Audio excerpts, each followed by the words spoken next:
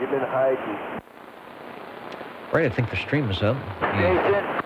Reset and make sure it's working. Hey, net control, Dennis? This is net control, Dennis, over. Hey, this is SWL 93. Do me a check-in right now.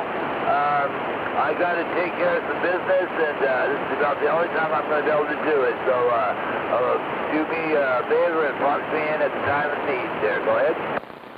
I can do that. Go do your business. Over. Thank you much. Net control and SWL 93. Mega 1 is back out. Boy, remind me of that. That'll cost you $5. Every day, yeah.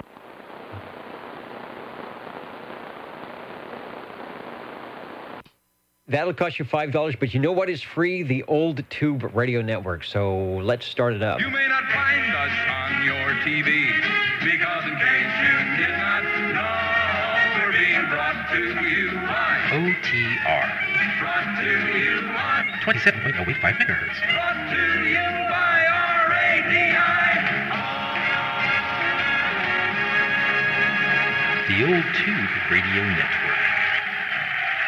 Well, the other studio is cranked up. They're loud, very loud tonight.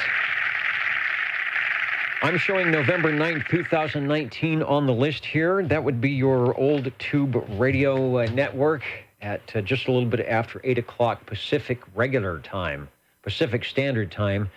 27085 is where you might find us on either the DX or the ground wave, channel 11, and everywhere else at oldtuberadio.net, or perhaps streaming on the YouTube video live, at least for the 9th of November, or perhaps you're watching the playback.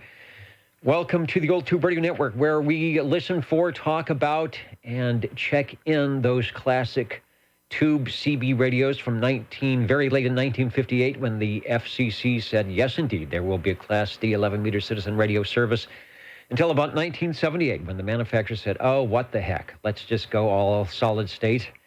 But in that 20-year period, there were some great radios produced. There are many of them still around, and we are here to find them. First, though, we will be working with our shortwave listeners, those who may or may not have radios, but we'd like to acknowledge the listeners out there and to see who is doing what on frequency. So we have the direct internet roll call, and then we will have radios coming up in about 35 minutes. The Old Tube Radio Network. I don't know, how long have we been doing this, Kevin? About 35 years.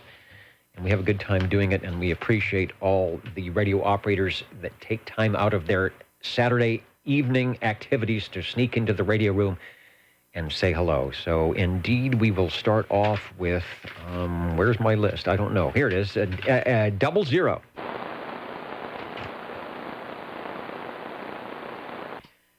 And I will give a check-in, cosmic check-in to SWL number 1. You can follow along on your Universal Media NetWeb as we check the stations in. SWL2, Mr. OBP is out there telling us that there has been some 6-meter activity in the Midwest and some activity on 10 meters. I actually heard some stations on 17 meters today, very weak, but there was a couple of special events stations that were rolling in. And OBP says the first November of 1985. I think that was it. We're just a group of us getting down on channel 11, which was the official call channel, by the way, up until, I don't know, about 1974. So thanks, Mr. OBP, who is over at the video side, if you want to ask Kevin a question. We have a check-in for Rob, SWL3. He said, make sure that he gets checked in tonight. I will do that. SWL4. SWL5. Shortwave listener number 6. And where's my S meter? Let me put the S meter down there. I'm going to try listening in without the preamp tonight. That will give a better response on the S meter. We'll see if I can do that without. It'll also make things a lot quieter for those listening in. We'll see what happens. SWL7. Number 7, checking in.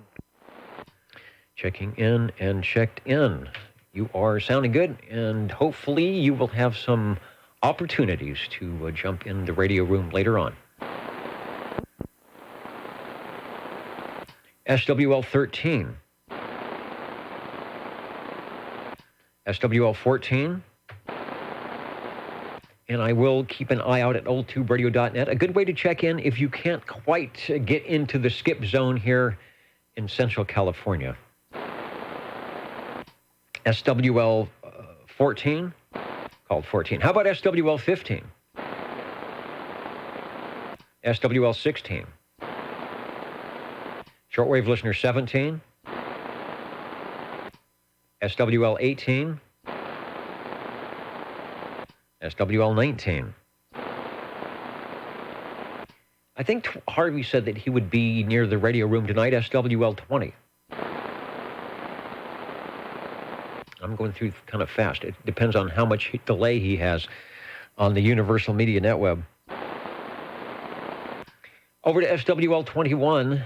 That is our infamous station from the Wasama Swamp in South Carolina, Mr. JT, who I think is out there, yes. And the world's longest ground run. Feeling a little bit out of phase this evening. I have, you can't see it, but up here, I have a phase control, which I have engaged for the transmitter. I don't think it makes much difference over the internet, but it does make a little bit of difference on the transmitter. So I am in improper phase. And I did not get the notification, and I searched around for old radio night tonight, so I wasn't able to listen in. I'm not sure if you did anything or not. I think I saw your, what was it, the Courier amp that you had all nice and spiffed up and ready to go. So maybe I missed the big picture. Mr. JT, though, we do have you checked in.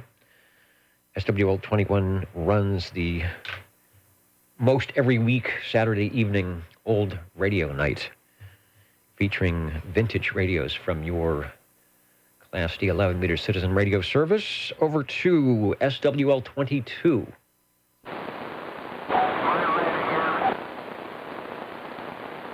And who was the breaking station? Over?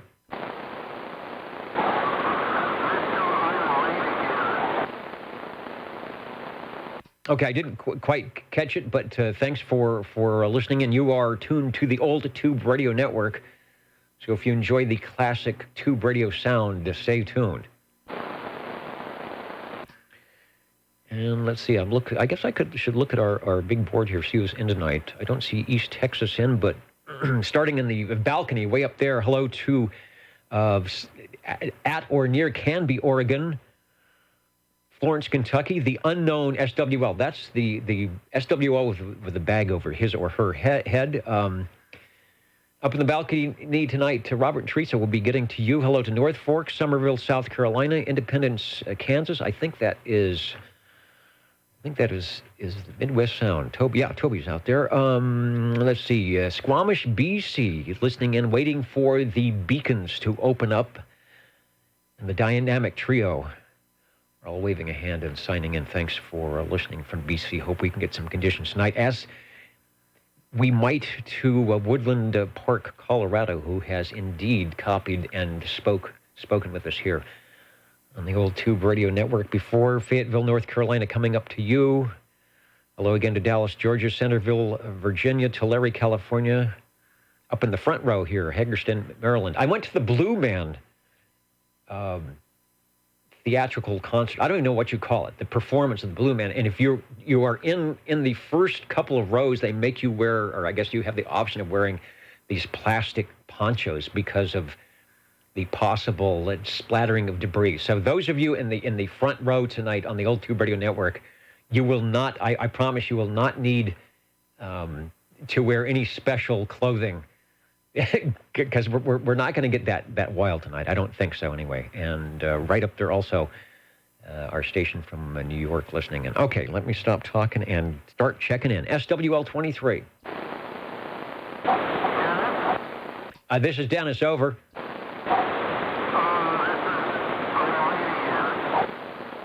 Oh, is that 20? Okay, your audio is less than stellar. Is that you, Harvey? Okay, it just sounds like a really bad microphone, but I hear you. Tell him to quit pinching his nose and talk. It reminds me of a Radio Shack back in the early 70s. Radio Shack came out with an amplified microphone that was supposed to be like the Turner Plus 2, and it was the most worst sounding thing. Harvey's saying, wow, did I sound that bad? Now, I can hear you, but it's just the fidelity is what am I saying? The frequencies that it's accentuating are not suitable for communication quality. Maybe that's what I'm saying. Anyway, Harvey, you are there, so don't go away. We'll talk about the radio when we do the radio thing, and we'll find out what you're doing. Maybe it's the radio itself. Maybe you're on something that no one else knows about. Well, we'll find out. So 20 is in. SWL, let's try 23 again. SWL 24.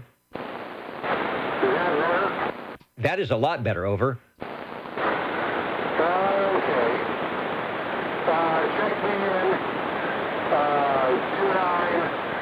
and 54, 84, and all his brethren there and sisterin, and just in case 135. All right, we will get all those at the appropriate time. I'm also running without the preamp on tonight. Those that are watching the S meter should see a little bit better movement, but it is engageable if we need it for amplification on signal. So I may be reaching over and kicking in the preamp, and I wanted to try that tonight. So I've got you checked in. The audio does sound better. I think you switched microphoniums. Let's try SWL 24. SWL 25. Hello, Dennis, 25, check it in. Sounding good, SWL 25. I missed Wednesday night, and I don't. Oh, that's right. I was out at Blue Man, so I missed Wednesday night. But you are sounding good tonight. Hey, thank you, Dennis. Turning the page, and again, noting that I do not have crossband radios. I did not see. We had the Fresno Amateur Radio Club swap meeting this morning. I was out there. Picked up some really cool stuff. Normally I don't buy anything, but I actually spent all the money that I wasn't going to take. And I did not see this gentleman out there. Hello, Dwayne, 27, if you're out there.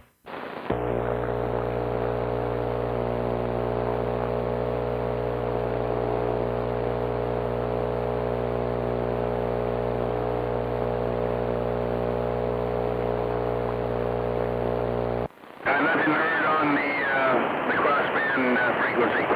All right, thank you, sir. And I did hear something. It was very a bad audio hum. Sounds like something either didn't engage correctly, or there is a capacitor that has given up its capacitance. Whoever that was, take another short transmission to see if it gets better. All right, number 27's checking in. That was beautiful. I don't know what happened the first time, but that was actually beautiful signal and beautiful audio. And were you out at the event this morning? Yeah, I was out there. I got there about 10 o'clock, though, a little after 10. I didn't see you out there, so. But yeah, I was out there, did a little transmitter hunting, and even set up a little secret transmitter of my own out there. So we had a lot of fun. Yeah, I got there early, and I left early because I had stuff to take home, and I had to work today. So I think Larry was just getting the popcorn machine going. And sorry I missed you and all the other fun stuff that happened. You are sounding good, and who found the fox? Eric. What do we call him now? It was Eric, and then we kind of gave it to the kids and let them win the prize.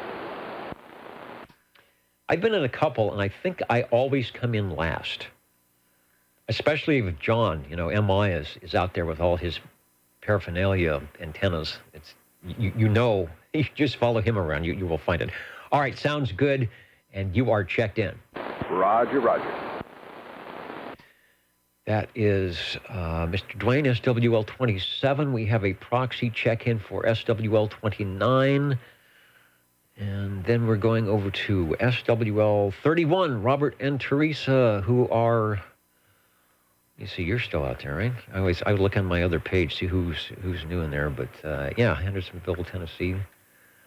Wonder what's new in the radio room. Wonder what's new in the Radio Shack over there. Any new tube radios or good stuff? Checking in. Just scrolling through the pages here, make sure I haven't missed anybody. Hello to, looks like Iowa, Reedley, California coming in here. Course Gold listening in. SWL 32. SWL 33, myself. Bozo Control, the Honking Proboscis, Jingle Singers, and the rest of the crew. Checking in here tonight. Over to SWL 35. And Mr. Bill, waving a hand tonight from, where was he, in Colorado? Where were you, Bill? In Black Hawk Casino in Colorado. Must have the rig out there in Colorado tonight, where the Arctic blast is rearing its ugly head, about ready to send some very cold temperatures down that way. Thanks for checking in, Bill. Over to SWL 36. SWL 37. SWL 37. Got you checked in. I was going to check you in since I was talking to you before the net. Well, we got you. All right, I'm going to go call up my cured cover up.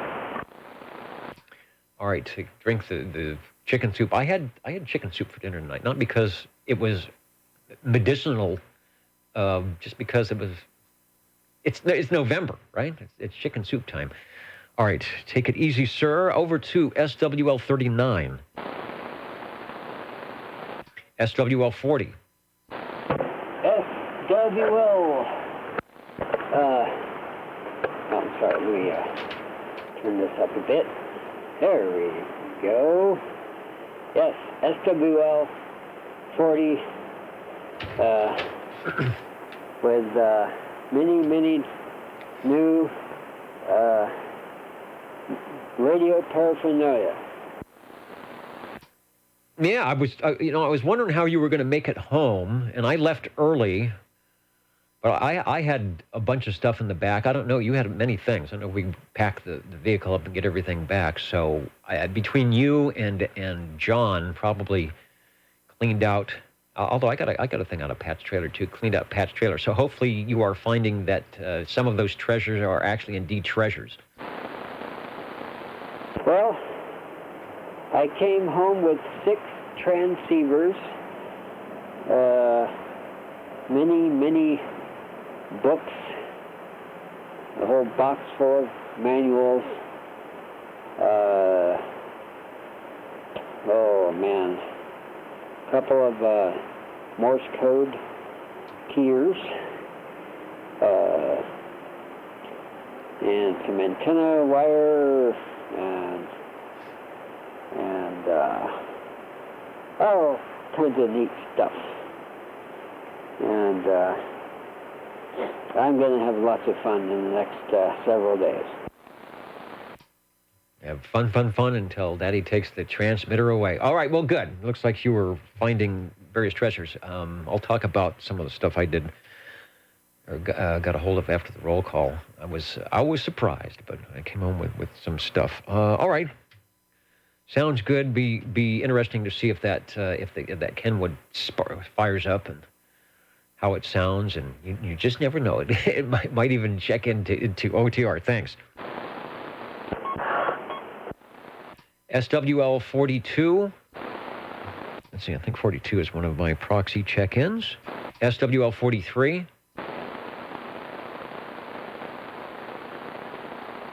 Listening, because I do not have the preamp on tonight. SWL 44. Sometimes I'll see Ray over on the video side. Who's on? Hello, John, out there in Iowa. KJG 4755 from KEO 8492. And the mighty KUH, Brian, listening in from, where are you, Brian? Indiana? Illinois? I don't remember. In Nine Land somewhere. Brian is in the multi-purpose Radio Shack he flips a coin to see if it's going to be solid state night or tube night with all his good stuff in the Radio Shack. Let's continue on roll call. The Tube Radios will be checking in here shortly. SWL 45. 45 checking in. Hello, Paul. Did you make it down the hill this morning to the swap meet? Well, do you mean the Mulgy Hills or down in the Fresno? Down into Fresno. Fresno Amateur Radio Club had their swap meet this morning. Yeah, it was pretty ugly. By the way, I like your meters working better. You sound great, Dennis. Yes, I've de-engaged the preamp and just to see how that works. Unfortunately, it might not work very well for receiving, but so far, so good. All right, Paul, we'll be talking to you in a little bit. You bet, thanks. SWL 46. SWL 47.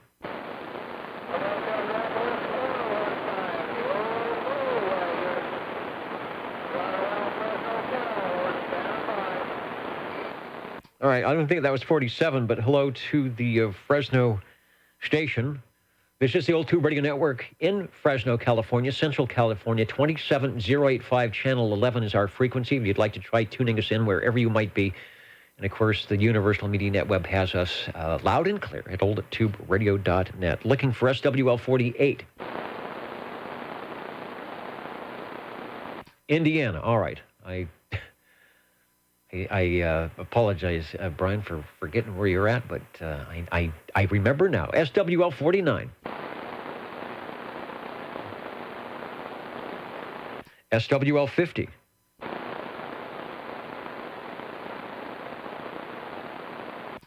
don't know what's going on tonight. A Bulldog game? Something. It's kind of quiet tonight. But it will pick up, I bet. SWL 51. SWL 51 checking in. SWL 51.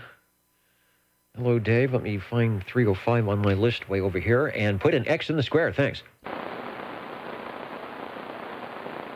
SWL 52.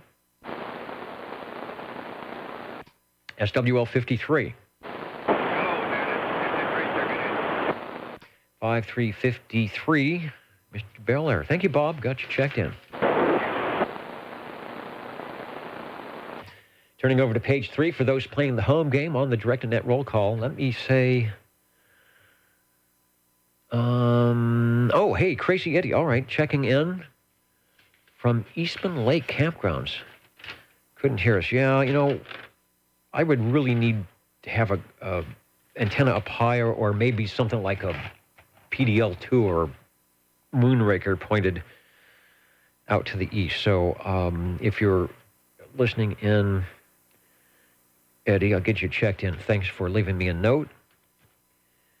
And the Bob and Steve show. Let me, before we start page 3, I've got so much junk here I can never really see over into the other studio. Let me see what they're doing over there. Flew the jet with lots of flags for the Jingle Singers for Veterans Day. Yes, coming up Monday. 6 years and 2 years. All right. 1 year in Colorado, 1 year in Vietnam. Very good. Thank you, sir. Thank you guys for your service. And they are in the green room, so join them all for the show. They've always have something interesting to keep you and the Jingle Singers entertained before you step into the air chair tonight. Speaking of the air chair, we're getting a check-in for SWL 54, who's in the big air chair, listening into all frequencies. SWL 55. 55 checking in, and can I proxy 65 at the appropriate time, please, Dennis? Absolutely. Coming up in just a few clicks of the button here, we'll get Eric in as well. Sounding good. Thanks for checking in. You too. Thank you, Dennis. SWL 56. Good evening, Dennis in the net. 56, just for kicks. And Phil is checking in and checked in. Thank you, Phil, for checking in. Radios are coming up, so don't go away. We've got SWL 58.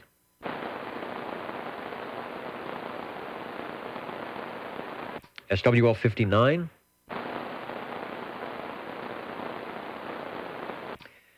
Hello to tuning in Gulf Breeze, Florida. I was listening in on 75 meters to 7188, 7.188 to see if I could hear Mal, NC4L, the FT102 guy. I think I'm going to have a project radio for Mal. I hope he's still in. He's in Hollywood, Florida. I hope he's still doing the FT102 radios. He is the ultimate dude for putting those things together. Let's try. We called 59 SWL 60.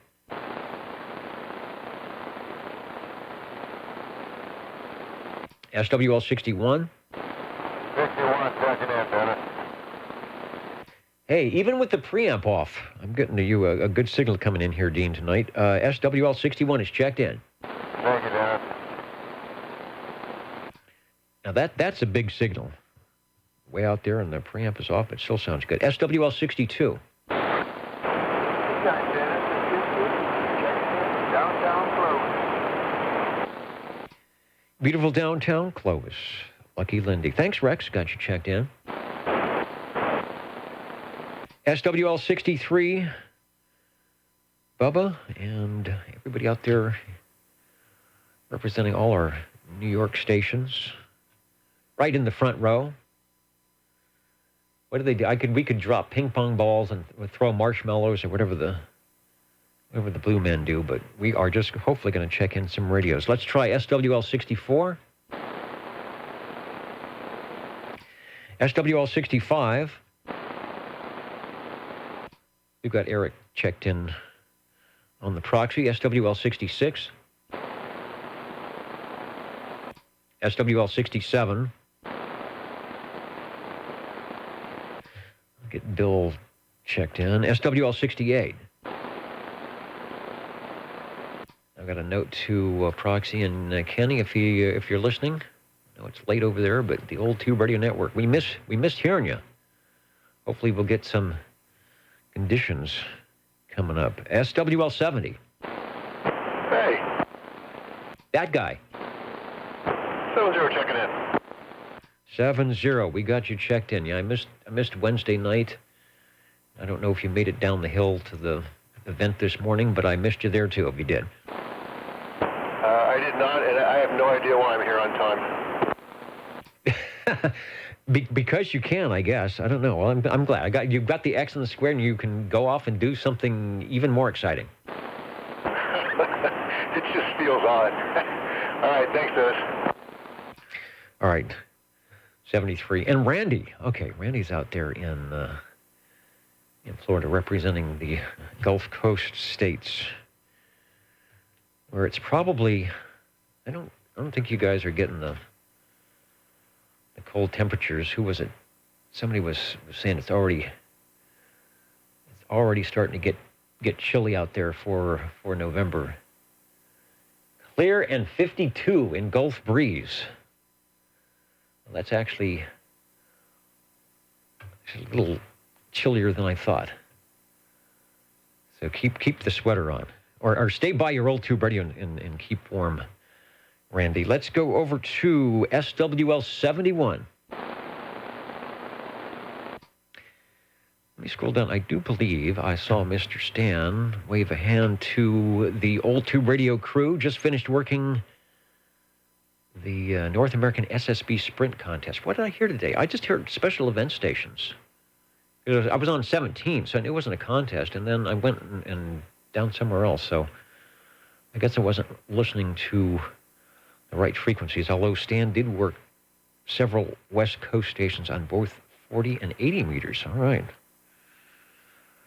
That it helps when you have the proper antenna in the air for the band that you are working. That is my problem. Don't try DXing 40 meters on the Starduster antenna. All right, Stan. Sounds like a good day, and hopefully some more DX tomorrow. Let's look for SWL 72. Checking in SWL 73. I talked to John this morning, who was busy as always packing up his.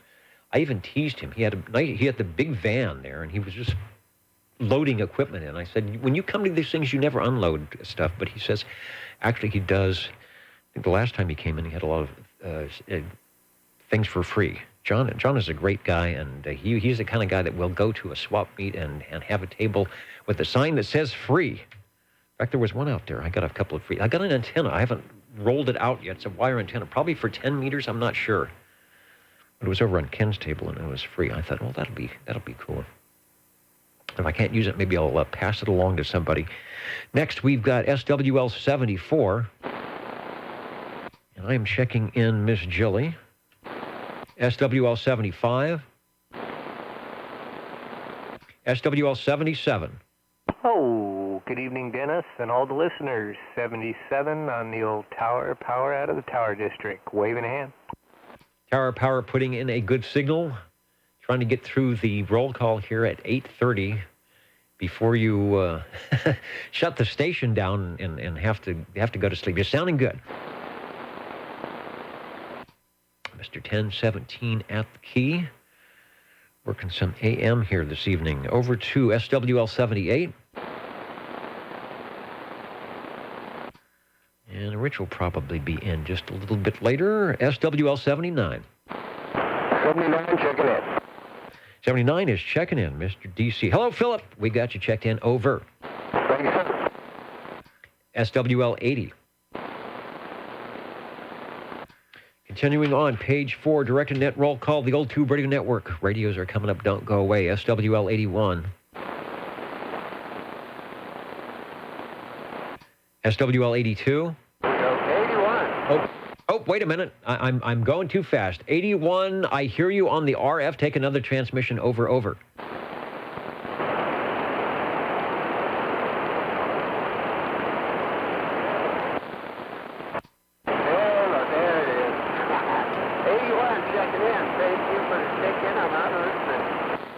All right, watching the wiggle meters, and when you add the audio, it goes up even higher. Sounding good. The radio is working. Definitely. SWL 81, Mr. Unicorn, live and direct, getting page 4 started off. Thanks. SWL 82. Can you proxy 82 in tonight? I can proxy in 82 from the ditch banks. Get Ron in there, no problem. Also, did 58 check in? I did not hear Jeremy either, so I will also get 58 in as well. Thanks. Thank you, Dennis. Let's try SWL 84. And Jerry is probably listening, so we'll get 84 in the gang. And I rearranged, the back things here. There is the cool on the Old Tube Radio on the air light, on the air sign, on the air banner, beacon, whatever you want to call it, that was sent over to the Old Tube Radio Network here from 84 and his crew. And it's working. It hasn't missed a beat. That thing stays on 24 hours a day here on the Radio Shack, and do appreciate that. So 84, you're checked in. How about SWL 85? And we will get 86, 87, and 88. The Mountain Maid, Tandy Girl, and the Snowy Owl checked in. Over to SWL 89. SWL 90. SWL 92. SWL 92 in Madera. SWL 93 checked in early. That was Louis for those who heard that voice at the top of the net. That was Mr. Sandbagger 1. I've got you checked in, Louis, if you're listening from a distance. SWL 98. 98 checking in. Also, thank you very much for last week. Yeah, I'm not sure what happened, but it's sort of like a CW check-in. You know, you've got the unmodulated carrier, but it sounds good now.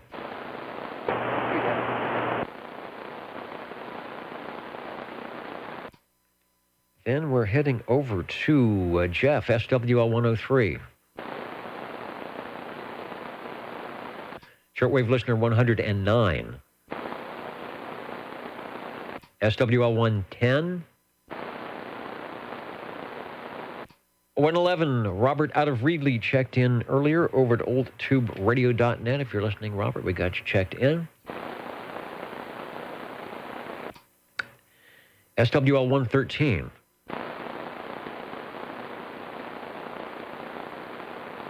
And the guy's been checking in there, everybody else, so hopefully he's here to check himself in. SWL 114. 114 checking in.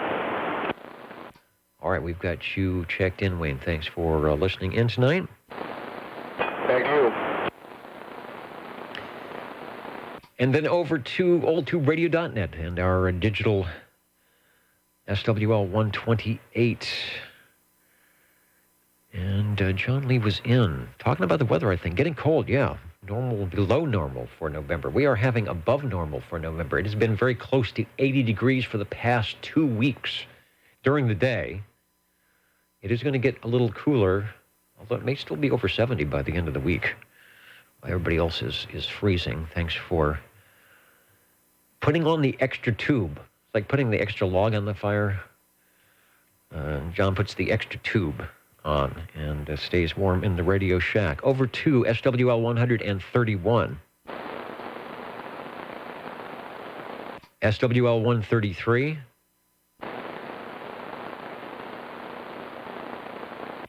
We have unless he's out there, a proxy check-in for Cliff, SWL 135. Shortwave listener 137. Have a note to check in 137, SWL 145. Good evening, Dennis and the rest of the OTR. This is Tony, SWL 145 in Portsmouth. I'd like to thank all you veterans out there for your service. And with that, back to you, Dennis. Thank you for running the net.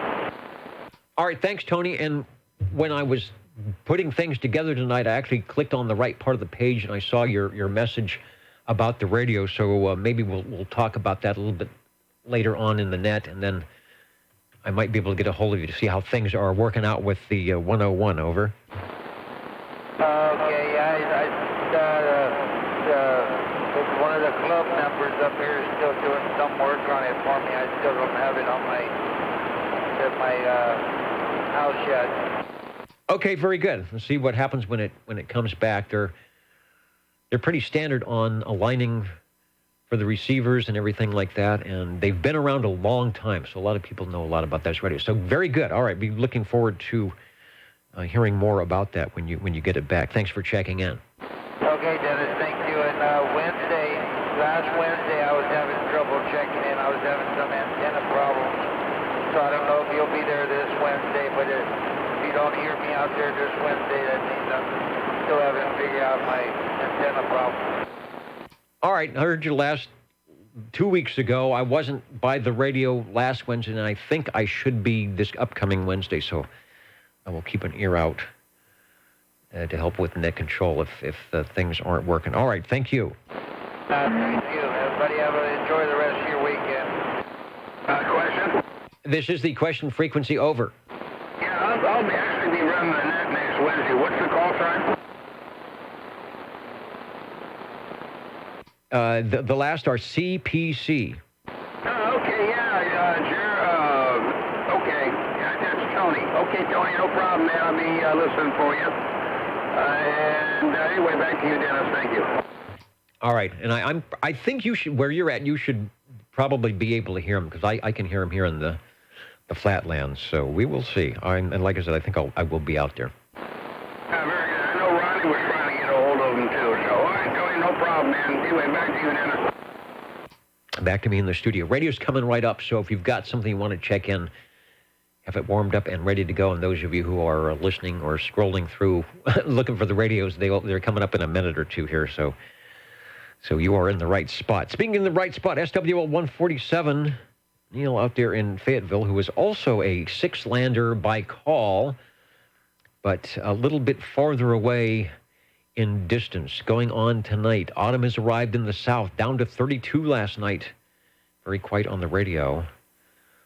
Let's see, anybody remember the skip cycle of 1969? Yes, Neil, that is when I first got into my walkie-talkies with the Hallicrafters walkie-talkies and the little Sears, whatever it was, thing with the code key, and got licensed in 1970. So I remember that skip cycle well. I just remember turning on and all you heard was noise on the little super generated receiver. It lasted a good 4 years, and it was my first. Mine too. Grew up in Concord, California, rolling at about 7 a.m. and fade out about 7 p.m. That's about right. The Midwest and East Coast would come rolling through, no problems. Sometimes it was just a solid mass of heterodyne. I remember because my brother had the other walkie-talkie, and we would walk down the street, and by the time you got to the end of the block, if you were doing this during the day, you could not hear the walkie-talkie because it was so noisy. And then I remember it was probably early 1970, 71, trying to talk to people bass, big bass antenna to a mobile radio 2 and 3 miles away, and it was totally impossible because of so much noise. So talking about Alaska, Hawaii, South Pacific, Australia, absolutely. And then the opening from the Stan Freberg show ran in 1958. That, radio shows were pretty much out of the mix. And Stan, of course, being the radio guy that he was and sort of making fun of television, stayed on. CBS kept him on probably the last radio show. Besides, I think Art Linkletter did some stuff as well. But that's what that's from. And it hasn't been, Neil, it hasn't been flagged yet for copyright purposes. I think if Stan was aware that it was being used for a radio show like this or a net, he would be absolutely okay with that. Billy May and his orchestra, he did all of Stan Freberg stuff. Billy May also did, you got me started, Neil, he also, back in the early 50s, his orchestra worked with Capitol Records, and I have a big collection of Bozo stuff, and all of the Capitol Records recordings have Billy May's orchestra in that. So the choir was the Judd Conlon Singers. Now, that I didn't know. Thanks for that information. We will probably, maybe we'll do Stan again at the 9 o'clock top of the hour. That's sort of what that's for. It's a top of the hour fanfare. Thanks, Neil. And I think you and I are probably about the same age. So indeed, I remember 1969. What a great time to try and get on your CB radio. I'm keen to make sure I'm not smoking anything with that old buzzard transmission. Thanks for checking in. How about Course Gold, SWL 195? 195 from Course Gold, up there in Course Gold Starliner. Thanks, Jim. And then let's try SWL 226. Anybody we missed? The old Tube Radio Network listing for check-ins before we go into the Tube radios. 49er. 49er, all right. This will be the 2-for-1 sale, as I do believe you get the X and the square on the top of page 1, and the X and the square almost near the bottom of page 2. You are in the radio room, and you sound good. Over. Hey, well, we thank you kindly. We're waving both hands to all the SWLs out there. And thanking all that have served and all who are serving. So with that said, you have a fantastic night, Dennis. Same to everybody tuning in tonight. And thank you for the check-in. Thank you for checking in. All right, I'm going to do a few things, get set up for the Tube radios coming in a minute or two. Be right back, and the old Tube Radio Network will do what the old Tube Radio Network does best, and that's check in some radios. Back in a moment.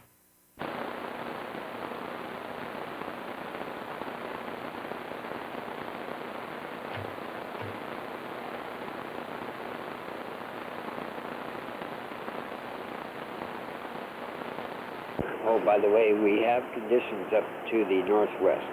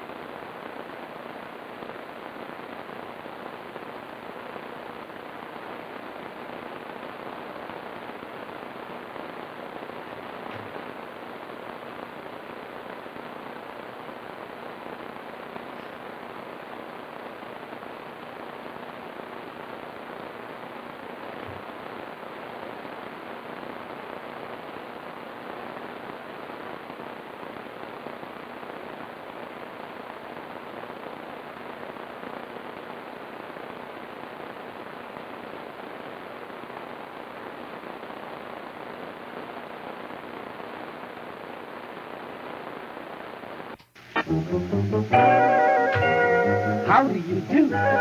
Ladies and gentlemen, greetings to you. Wherever you are, for music and the latest news from home and from afar, the station for you is OTR, Old Tube Radio. the station for you is OTR. The station for you, OTR, the Old Tube Radio Network, here in Central California, listening for, talking about, and chatting on our tube radio since 1985. Welcome, if you're watching the video, listening at oldtuberadio.net, or maybe you are about ready to pounce on your coiled cord microphonium and check in here. We will be awaiting your check-ins. I am trying to find my Old Tube Radio sheet. I will sign in for November 9th of 2019 and say OTR is listening for Radio 1. 45. 25. And we've got radios 1 and 2. Hello, Paul. Step up into the air chair. You will be radio number 1. And Jerry, they are having, as you know, they're having a good time over in Studio B. The Jingle Singers in the green room. We'll catch you shortly. All right, at 8:46 on the list, up to North Fork. Paul in North Fork, California, about 30 miles or so, 30 or 40 miles to the north and east of my location here in central Fresno. Hello, Paul. Oh, Dennis. This is Harry Simpson, Guardian 23. Up into the Pierce Simpson. Let me go to my Rolodex file and scroll it into Pierce Simpson, and you are on the Guardian 23. Is that correct? Over. That's correct. All right, we got Pierce Simpson, Guardian 23. Somebody asked on one of the Facebook sites what the difference between a 23, which is what you have and we'll be talking about, and the 23B. And I'm not sure if I can answer that question. But let's focus on the Pierce Simpson Guardian 23, a radio I have somewhere here in the shack and that I have done and I've used for the net control. A very cool-looking radio and sounding good as well. Over to you. Okay, well, this has a few more goodies than the older ones. It's just manufactured, I believe, in 1965. It has 11 tubes, 23 channels, transmit and receive, and they're using crystals for both receive and transmit. They're not using a VFO on this particular radio. First one, they started out that way. Makes it pretty easy. This has an ass meter on the thing. It's got a modulation light on the right-hand side next to the channel selector. And it's got a tone control on it. So all the goodies of the bigger radios back in there. So, anyway, it's sold, I think it's sold for around, what was it? $300. Yeah, something around that. You probably could put me in one of that. Thank you, Dan. Yeah, I do have some information on it. There is if you're watching the video or up on the .net page, there is the big screen. I think I can do, let's see, can I do a close-up of that? He's talking about, yeah, it has some interesting features. It's a good picture. Also, it doesn't have convection cooling on the top. It's got the vents on the sides, as you can see. So that radio does run, I remember it running a bit warm on the top. The S meter is kind of small. It's on the left side there. It looks like if it was lit. I don't remember if it was lit or not, but that one's possibly burned out. And then it has a matching modulation, like a neon modulation light that's over on the side. But I really like the way the radio is laid out. If you're into mid-century modern looks, that was one you can keep on the table next to the Sunbeam. Next to your Sunbeam clock. Yeah, $299.50. That's about as close to $300 as you can get. Looks like they came out late in 1964 with the exclusive Heterosync circuit dual conversion super het receiver with low noise new Vister front end. So yeah, I remember it was a great receiver, and it has an RF, I think it's an RF gain control that helps out as well. I always did good. It was a good receiver for listening in. Doing the net here. Give us another transmission. I'm looking to see. I don't think this is your your radio. It's an outside shot, but it doesn't. I'll have to see if it gives you credit for. No, this is from Cliff. All right, but go ahead and take a transmission. He's showing like a +2 or a Shure desk mic, but what the mic is plugged in looks like the standard stock microphone. But your audio is good. Back to you. Okay, well, listen, I've had two of these. Listen, I don't have the original microphone thing. I'm running a Turner +3 on the thing. And the other one I have is got the original hand mic that they come out with the thing. I don't have the desk mic, wish I did. I may have one around there. I'll have to look.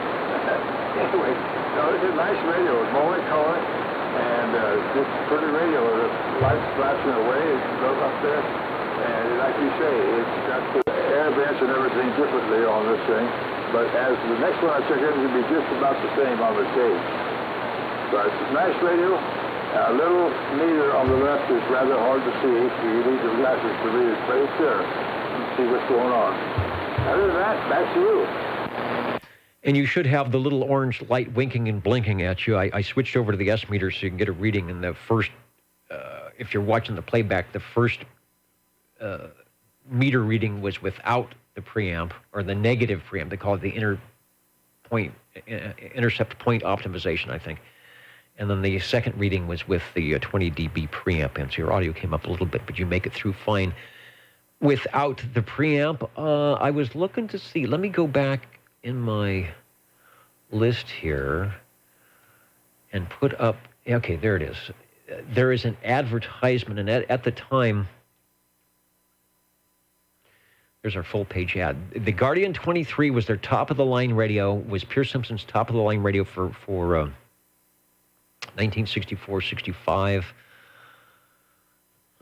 They also had the Escort, which I think was a 23-channel radio. That was $229.95.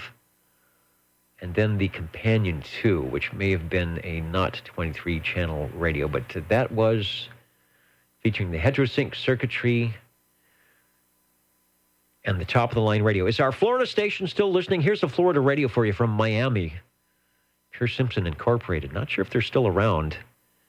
At 2295 Northwest 14th Street in Miami. You could find out more information about that. To take another transmission before we head over to Jerry with Radio 2.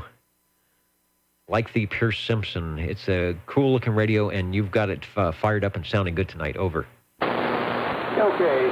The other mic that I had on the original mic on the other radio that I have is wired differently why I'm not running it. I should wire it back, but that's the way it came, so I'm going to leave it like it is. But I got my Escort warming up, so we'll see what it sounds like when I get through with this. Thanks for checking it in, Danny.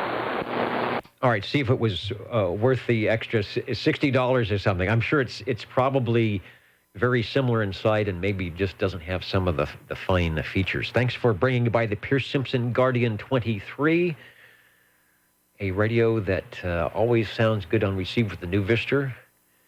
And as you can tell, the transmitter doing as well. Next, we've got at 8:54. SWL 25, Jerry should be stepping up into the air chair. Hello, radio. Hello, Dennis, and the Eagle Singers are definitely having fun. The champagne is flowing, and but anyway, at 25 checking in on the Soda Model G.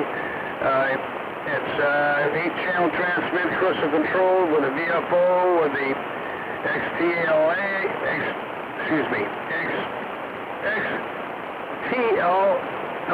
try that again. XTAL, which basically is a way to tune in your VFO frequencies if you wish to switch to VHO. Boy, I'm just making a mess out of this. Anyway, it's AC/DC. That'd be a great, probably was a great mobile radio in its time. And anyway, talking on the stock, big old handheld sonar microphone. I think you said they called it the piece of toast or something like that. Anyway, back to you, Dennis.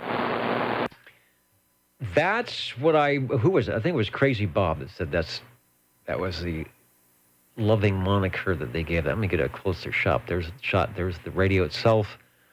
The ginormous, as like Michael says, the ginormous microphonium, and the channel crystal control selectable channels. Of course, you had to be crystal controlled on Class D radio, 11 meters, but the receive could be tunable, which it is the knob below.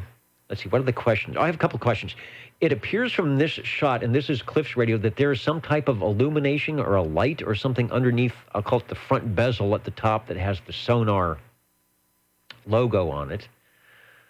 And then, let's see, I can switch. Let me switch pictures here, live and direct. Okay, I can do that in the pan down. Yeah, see, there is some type of light bulb. So is your light bulb working there? And then I see that they have a place either to put a sticker or maybe actually write the channel numbers or frequency on your channel selector. So I wonder if anybody's in the 50, 60 years that this radio's been around, scribbled in some frequencies or channels on your selector knob. Over. Yeah, okay, Dennis. Actually, I have one Model G stacked on top of another Model G, which this is interesting. The reason I don't check in that the other Model G is because I guess it was an extra if when you ordered the radio, you could order it with an internal speaker or without an internal speaker. And if you're going to use it as a mobile, you wouldn't want an internal speaker, you'd want an external speaker. So the other Model G I have does not have an internal speaker. And it has your typical quarter-inch jack, just in the back to plug in. But to answer your question, yes, the sonar I'm talking to you on now actually has if you remember the old stamp, oh boy, what were they? It was a stamp, a Rolodex thing, stamp, and you had to stick them on the back. You cut it off, and anyway, that's what the radio I'm talking on right now. It has channel 9, channel 1, channel 2, channel 11, channel 13, 14. 15 and 23, but by golly. So I have a crystal for 23. And then the other one has 5, 7, 9, 11, 13, 18, and 22. So, but hopefully that answers your question anyway, Dennis. Back to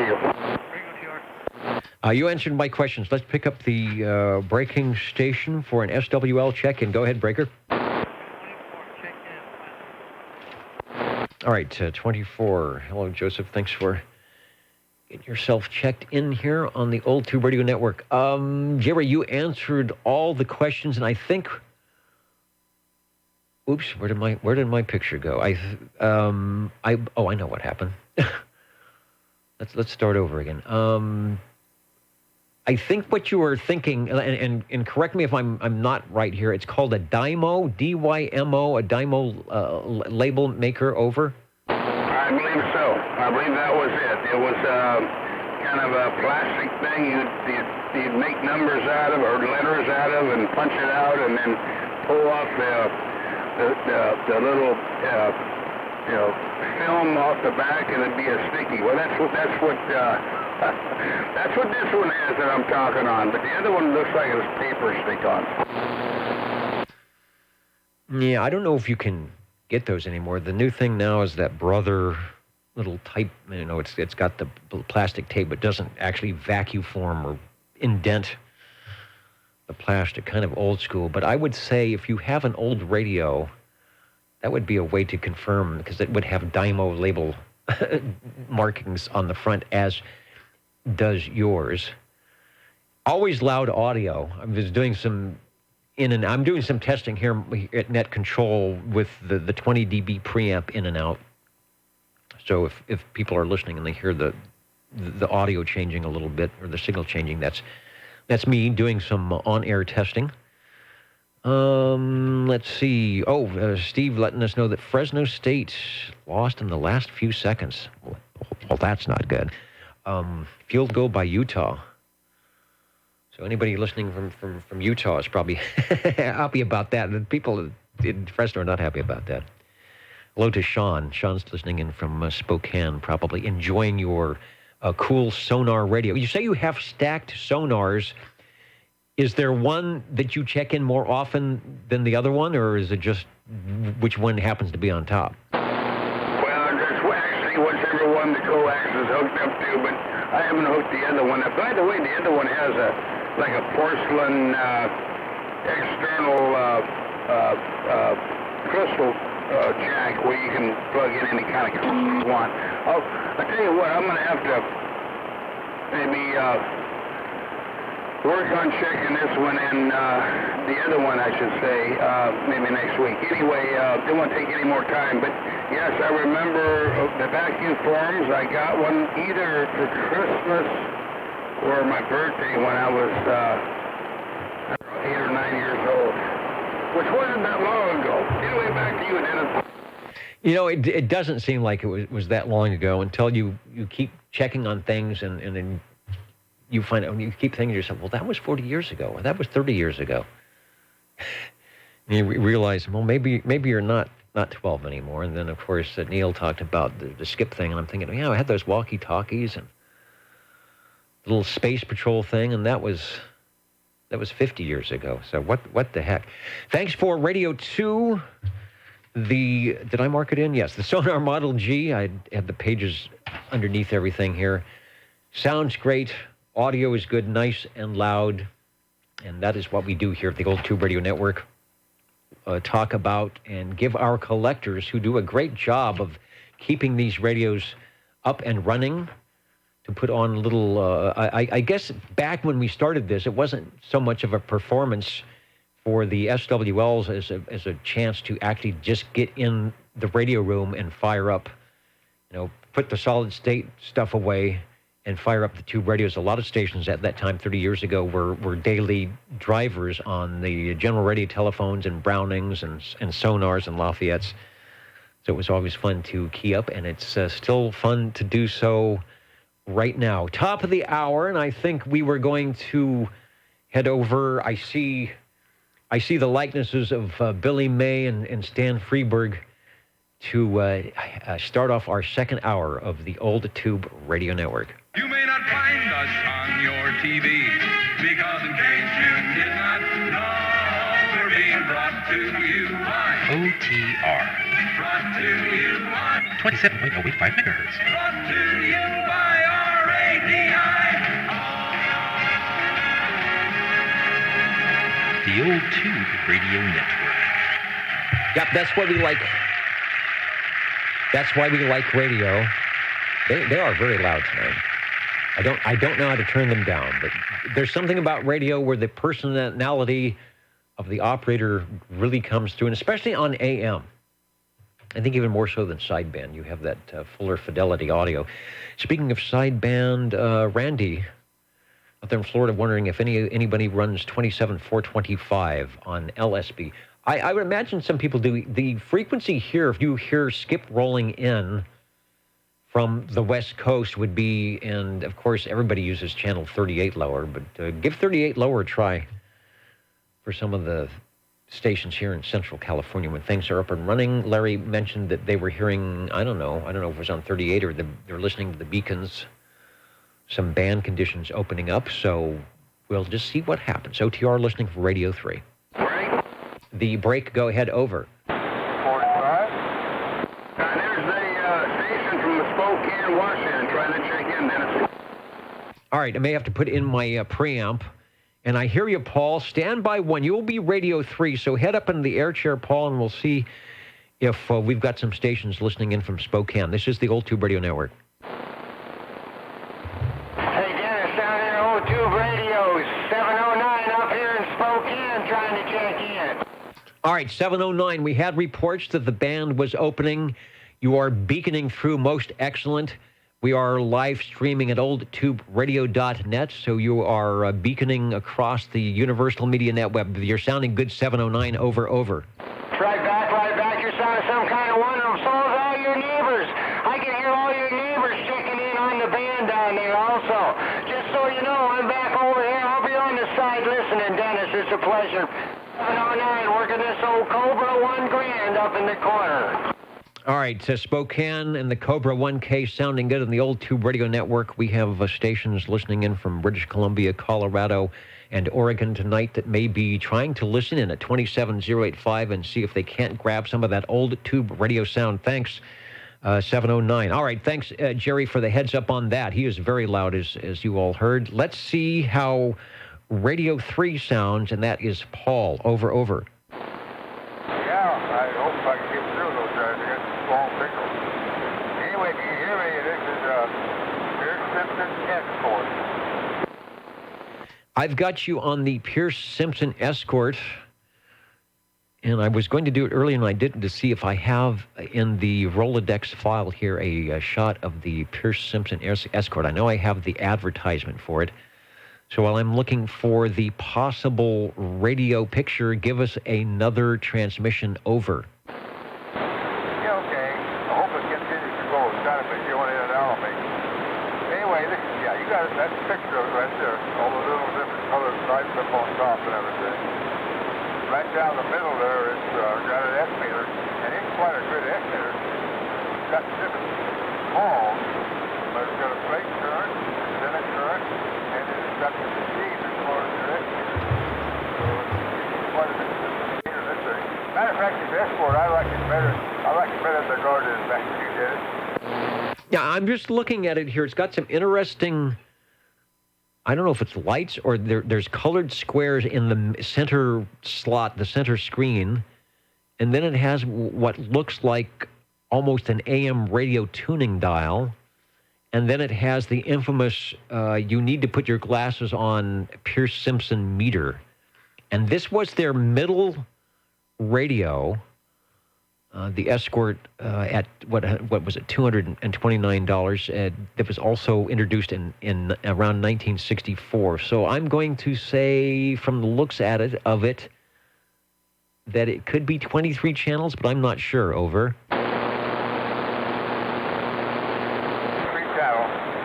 Got a VFO receiver on the thing, and that's where one of the lights come in up there and turns on when you're talking on it. It's got a string that controls the controller on the VFO. Really neat. That's old style stuff. It's got an actual string inside. When you turn it, you're moving a string and moving the thing to the different positions in there. Very nice. Now this thing has got, I got the original mic on this thing while I was still talking. This poor mic looks like it's been run over with a truck, cracked and broken. But it is the original mic for this particular radio. I hope it sounds decent, at least halfway good. Thank you. Sounds great. Just kicked in the preamp, and it is like an AM radio. It's got the tuning cord dial. I whoever the designer was for Pierce Simpson, I really like how they did just the front panel layouts and just different. What do they call it? Eye candy on the front of the radio. I'm going to say, loudness-wise, the Guardian 23 is a little bit louder than the Escort. When you come back, I'll switch back into the S-meter. So if you're watching the playback, you can kind of compare the S-meter readings between the radios. Anyway, it sounds good. And those Pierce Simpson fans tonight are getting an earful. Over. Yeah, I really like the Pierce Simpson. They got quite a number of them. Now, this thing with this microphone, it's not going to be as loud as the other one. I was running the turner on the other one. This microphone, I tell you, Dennis, it's very naked. It's been cracked and broken, run over by something, it's back together. But it's still working, and it's an original microphone, so I'm definitely going to keep it. Oh, it's as thin as you go. Now, this project only got 9 tubes in the thing, and of course the Guardian had 11 tubes. So I don't know whether it's making a difference across the air, which I don't think it is. But it's put extra tubes in the other one to do something. They really beat that thing up. It's running about, the Guardian is running very easy, and it's not overloading the thing with extra tubes. This Escort is running maxed out. So that's kind of the difference on it, I think. Anyway, thanks, Dennis, for checking it in. 42. Thanks for bringing it by, the Pierce Simpson Escort. You can see from the S-meter reading that has plenty of audio. Just doesn't.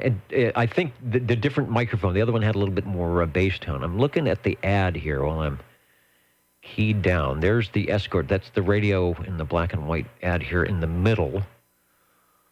It wasn't a bad deal for $229. Companion 2 S meter. Now the Companion had a add-on S meter, and all models had a remote speaker, which is interesting because I always thought the speakers were pretty well done on the Pierce Simpson. They were front fire, and they weren't like down in the bottom or off to the side. They were front fire speakers. Miami, Florida. Another Miami, Florida from the Guardian 23. All right. I enjoy it. Glad you brought it by. I'm always amazed that you think of, if you've been listening to OTR for a while, you think of Paul as the general radio telephone guy, and then he'll come by and he'll check in a whole bunch of Brownings. So you think, okay, Paul's the Browning guy. And then he'll come in and he'll check in some Pierce Simpson. You think, okay, he's the Pierce Simpson guy. And then he comes in and checks in another brand. So I think I said it before. He has a ton of radios over there, and we are the beneficiaries of his years and years of collecting handiwork. And we're really glad to be within the DX zone, or the ground wave of Paul up there in North Fork. Thanks for Radio 3. Thank you, Dennis. Yeah, all the different radios are fun to operate. Thanks again.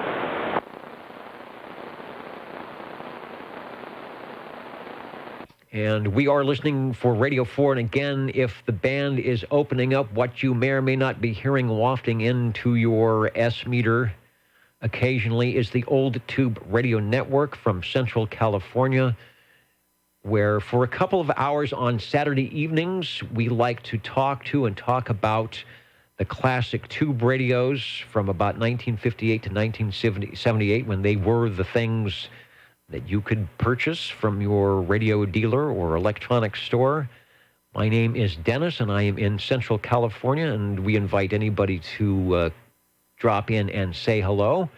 Also streaming live at oldtuberadio.net, and the video is up live as well, which will be available for playback later as our archives. OTR is standing by. Number 7.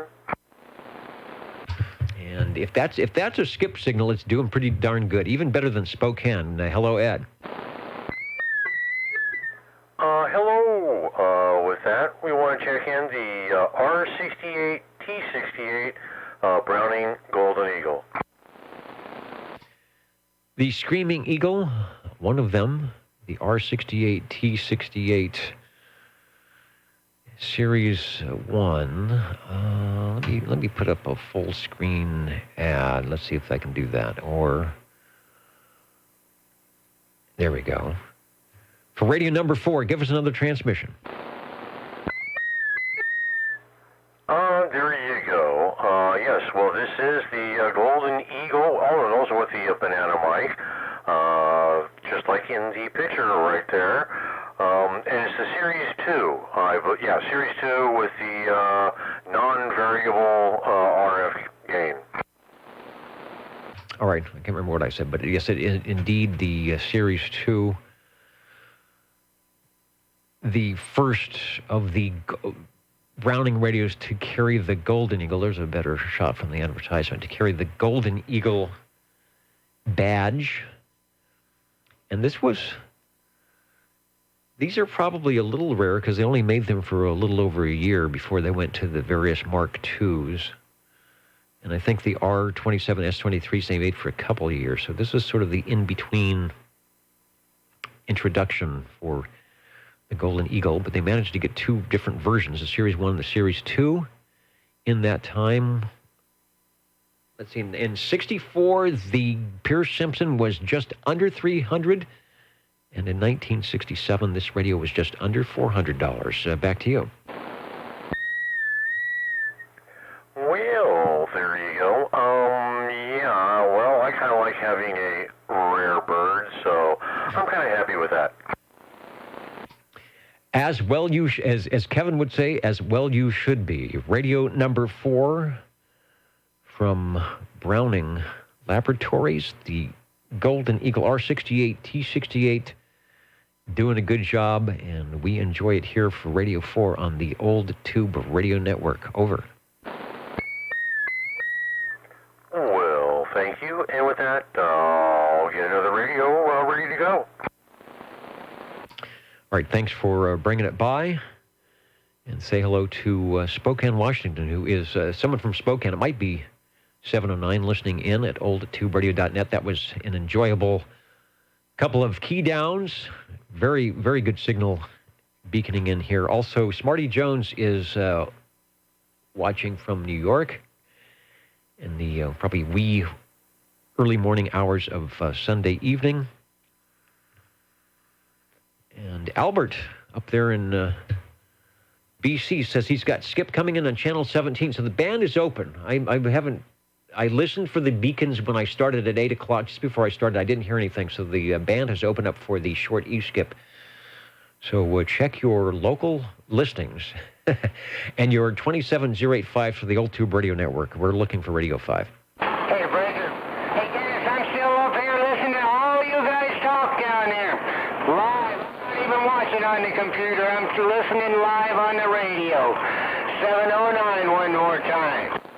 All right, sounding good, 709. We do have another station listening in online to Spokane. So they're hearing you via direct coming through Central California and back. Sounding good. We'll see how the conditions last. Sounds like it could open up for us very good tonight. All right, I'm back up here listening, Dennis. It's always a pleasure. The Old Tube Radio Network. Let's beacon the jingle singers who are jumping up and down with joy that we've got a little bit of conditions and that we're getting some great radios checking in tonight. How do you do? Ladies and gentlemen, greetings to you. Wherever you are, the friendliest station for you by far is known to all and OTR, the Old Tube Radio Network. the station for you is OTR. Number 7. And it appears that the Eagle has landed one more time.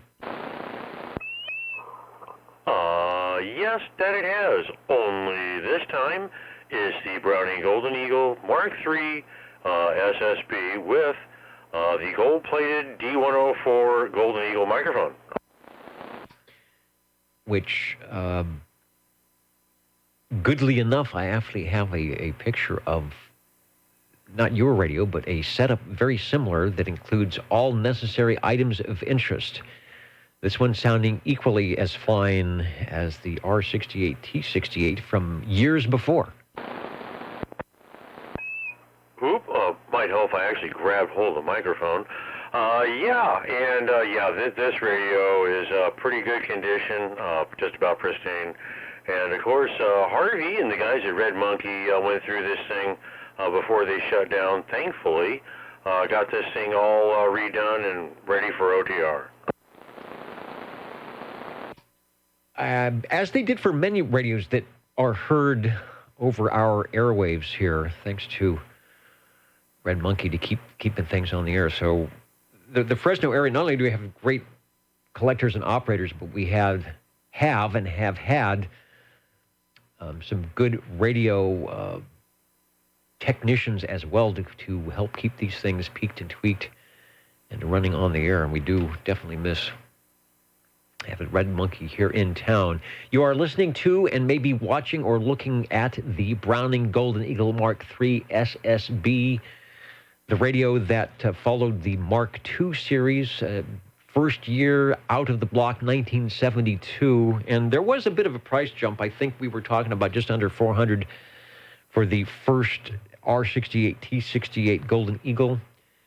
And then in 1972, about $650 would be the bargain price that you might find this radio for at that time. And they produced these for a good 4 years before it was time to find something that worked with 40 channels. Back to you for transmission.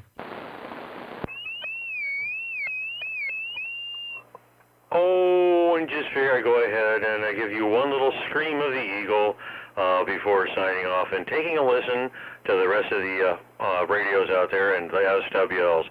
Thanks for that, Dennis. You found the ping switch. And that was I'll call it a modification that was often done to the Brownings, is either to extend or amend the infamous ping. I remember there were some people didn't like pinging, but you can also work the controls in front between the volume control and the squelch and placement of the speaker and placement of the microphone and pretty much tailor it how you want. So that was a cool thing to get your little autographed key down footprint on your radio. Radio number 5, the Browning Golden Eagle Mark III SSB from the collection of Mr. Ed. Thanks for bringing it by.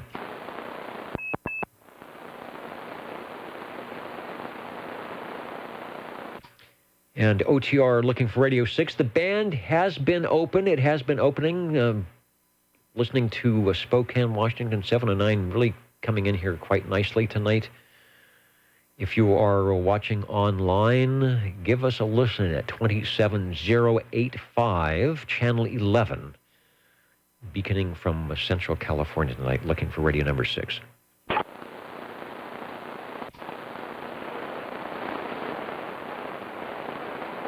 I may have to put in my preamp.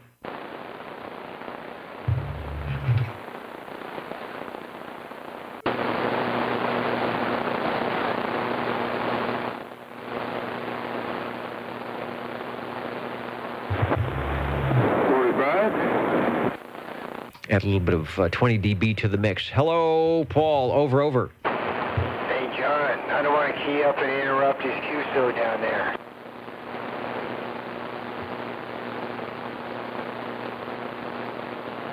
And the band is definitely opened up quite nicely. Can you hear me, Paul? Over. Yeah, okay. I didn't want to get in there when someone was talking. It sounded like he was local and trying to talk to you. I don't know.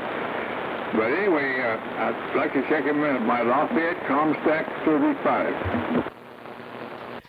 Can do that. Boy, that's got some nice, solid audio on the Lafayette and the Comstat 35 here on the Old Tube Radio Network out of Central California, where we talk with and talk about the classic tube radios. I think I've got a shot up for the Comstat 35. We'll go back to you for a transmission. Over. Yeah, it's the one with the red, well, it's not a red nose, it's kind of a reddish orange nose. Real pretty color nose on the thing. That's channel selector. Back to you. There it is. I'm going to pretty much assume that this is one of the Panasonic chassis like the 25 was. There's a shot. It's not the best picture in the world, but that shows the front, and it definitely looks different to me than the 25. Made by Panasonic, manufactured in Korea. There's a complement of, I think, 10 tubes, between 6 and 12 volt tubes, a couple of 12 AX7s, and sounding pretty good. Nice audio. Back to you for transmission. Okay. Well, I'm using a Turner Plus 2 on the thing. I don't have the original microphone thing as usual. And you like the old blue mics. It's still blue mic. Back to you. Sounds real good, Paul. Up here in Spokane, Washington. And 709 hears you great in Spokane. Paul is up on, he's got some altitude on his antenna, so I'm sure he's probably hearing, Paul, you're probably hearing more skip than I am, but you're sounding good not only in Central California, but up in Spokane tonight. Over. And Paul is on the Lafayette Comstat 35, radio number 6. Give us another transmission, Paul, before you sign out on the Comstat 35. Over. This little radio here is really a nice radio. It's set up with that red nose on the thing. It has a black bottom, brushed aluminum front, and like you said, it's made by Panasonic in Korea. I don't know why they didn't do it rather than Japanese people, but they did a fine job. It's a good radio. Yeah, it has a blank spac and the extra channel to go for any channels along the thing, and it's 23 crystal control channels. But it'll take more crystals in there, of course, if you want to put them in. And just a neat radio. Like the Comsat, especially made in Korea. Back to you. Those radios always sound good. I don't know, those might not be plate modulated. The other Panasonic chassis were, so it's hard to tell. Good audio. I bet something like a D104 might also sound good on that radio. It's got a lot of bass response. So something that has a little bit more mid-range punch would also work as well. But don't touch a thing on the Lafayette Comstat 35. You are Radio 6. You're sounding great here at Net Control. And like they mentioned, you're also sounding good up in the state of Washington. Thanks for bringing it by tonight. You're very welcome. Thanks for checking it in. Enjoy it. I'll be sitting back and listening. The ship, the guys are real nice out there. They got nice radios. They're polite. Very nice. Have them come in there once in a while. Back to you, Dennis, and thanks. Absolutely. A couple other stations listening in at Old Tube Radio Net from Washington tonight. We are here listening for and talking about the classic tube radios, and going to be checking them in here for another half hour.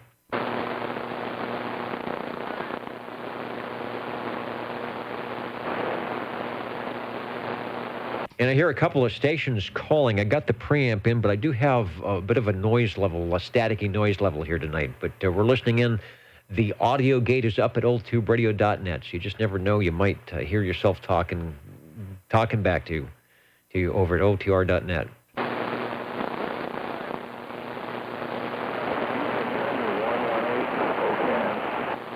And there's 118 in Spokane. Good evening on the Old Tube Radio Network. We are looking for Radio 7.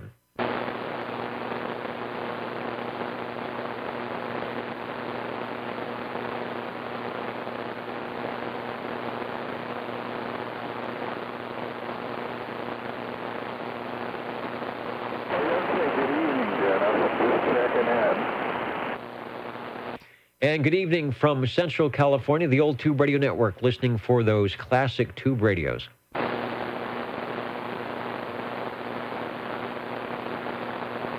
Dennis, 118 up here in Spokane was hollering at you, 709.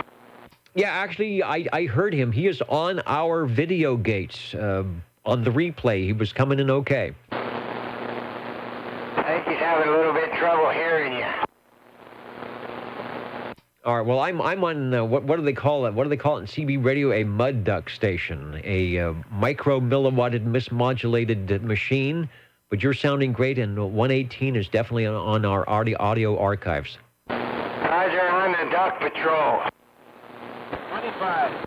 And we are looking for Radio 7 here at the Old Tube Radio Network, and I do believe we have 7 on the line. Hello, 25, over. Hello, Dennis. I was trying to check in the inner sonar, but I guess the audio is not up to snuff.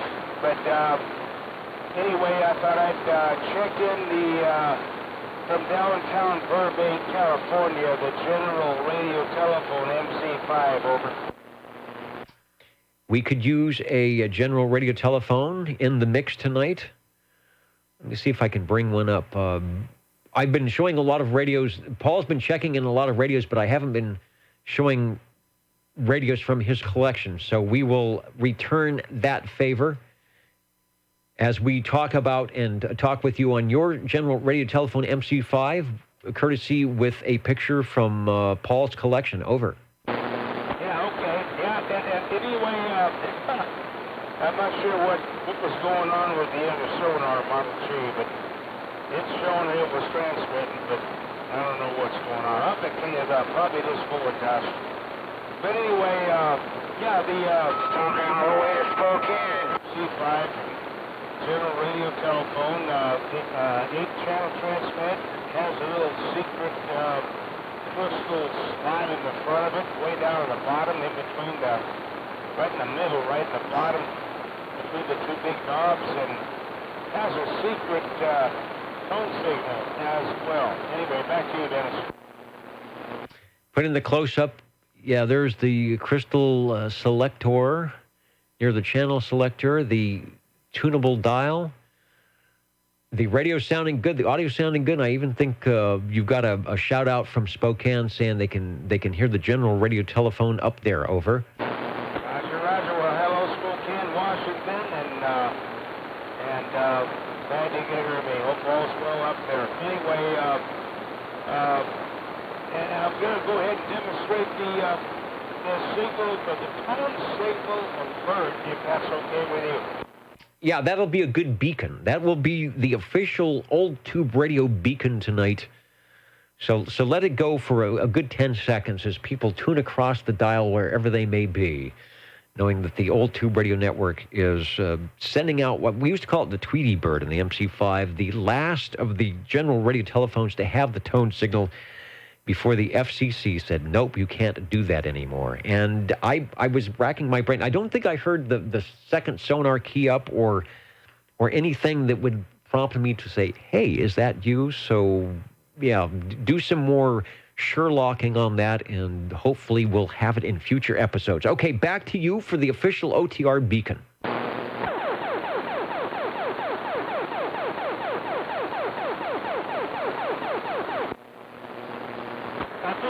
Long enough. That probably gets on everybody's nerves. But anyway, the general radio telephone, MC5. Back to you, Dennis.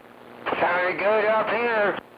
All right, they love it in Spokane. It's a big hit in Medford, and who knows, you might even hear it in Denver as well. Thanks for Radio 7, the general radio telephone MC5, over. Thank you, Dennis.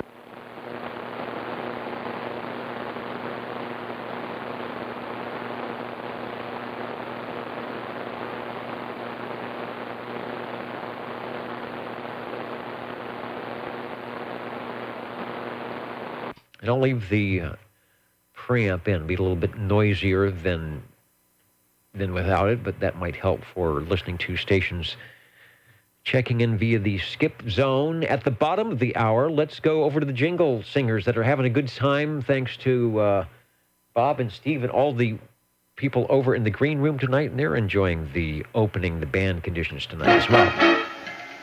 What are the magic numbers? 27.085 megahertz, channel 11. Are the magic letters? OTR. Right here in Fresno, California. Radio Magic. Old Tube Radio. For you. Looking for Radio 8. Live on my radio and not via computer. Beautiful Dennis, Mr. 709. Now we've got some decent conditions. It must be the good weather. I believe in our past episodes, always have these nice cooler fall evening nights when all the big stations in the northwest corner come beaconing into the Old Tube Radio Network. I'd have to go back into the archives and listen to, I think it's Daffy Duck and some of the crew that would come in and say hello to us. So definitely enjoying that. We're looking for Radio 8.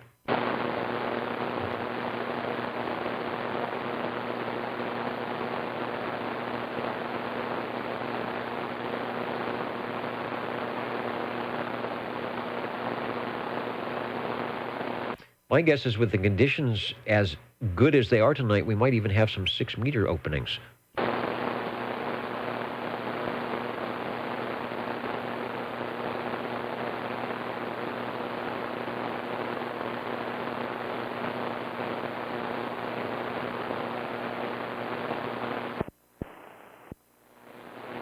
Hey, Dennis, by the way, I'm on a 40-foot long, 8-element, all-flat side Joe gun, in case you're wondering.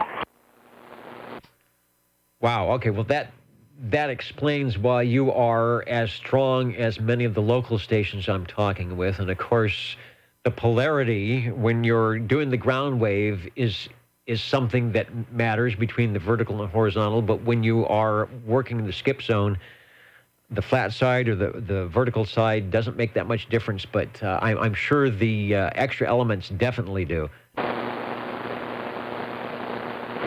Even hear you guys on my ground plane. I have to talk on my flat side only. Looking at the S meter that's in the video, you are 5 over S9. You are one of the stronger signals that have been in here tonight. is going too. So I do a lot of talking on the Super Bowl, as you can imagine. So anyway, it's always a pleasure, Dennis. I'll get out of you guys' way. I can hear all your neighbors that teed up, every one of them tonight. Crystal clear up here in Spokane, just so all you guys know. 709 said it. All right, 709, we appreciate the radio reports. And I'm sure all the old tube radio operators are having a good time tonight, knowing that they are not only beaconing worldwide at oldtuberadio.net, but doing it the old-fashioned way, without the use of wires and no monthly fee. The Old Tube Radio Network is listening for Radio 8. Roger, this ain't no YouTube. This ain't no YouTube. Also, hello to the Google bots. Mountain View is also listening in. They're excited about Skipland tonight.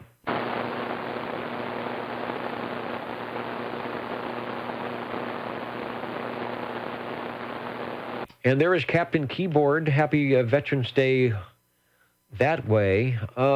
We are getting some conditions to the northwest, so you may be a little bit close there in Nevada, but listen in at 27085, OTR standing by.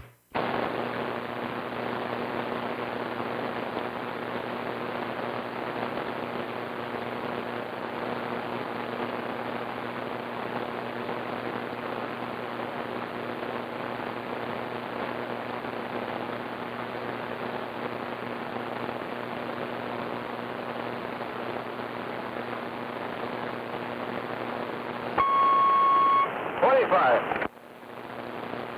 25 beaconing in. Thought you might have been skipping over me here in Fresno, but you're sounding good, over. Yeah, thank you, Dennis. Just had to give this old Browning two-piece radio a chance to warm up before planting the tube, but hopefully it's been a good 10 minutes now. So anyway, 25 checking in and on a Browning Golden Eagle Mark III SSB two-piece radio.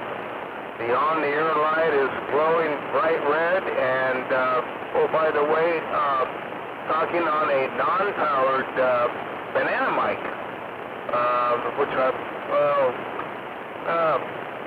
the name of the manufacturer of the mic escapes me right now, but I'm sure you know who it is. Anyway, and I know you know this radio. So anyway, hopefully it's working, as my ex-German boss would say. Back to you, Dennis. Radio and microphoning putting out a great signal into the Old Tube Radio Network receiver tonight for radio number 8 at 9:38. Could be beaconing elsewhere with our conditions tonight. And yes, indeed, I've had the opportunity of being in the driver's seat on that radio for, I don't know how long ago it was, doing some net controls from the Radio Shack over that way. I'm going to say 10 years ago, 15 years ago. How long ago was that? Well,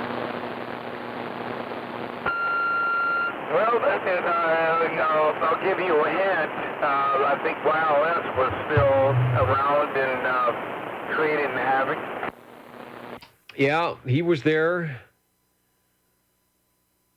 And so was 26 was in there, and a good time was had by all. So yeah, it's been a good 12 years at least.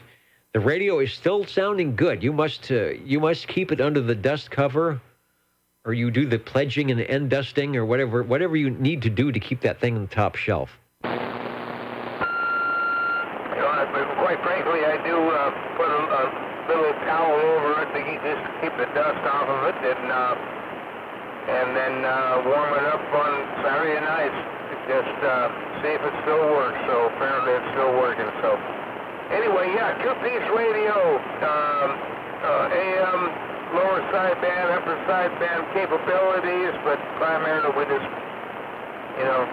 use it on, just check in on Old Tube Radio. And Dennis, thank you very much for over 35 years of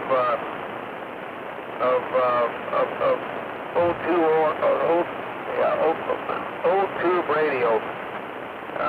Thanks for continuing on. You're doing a great job. Anyway, back to you, Dennis.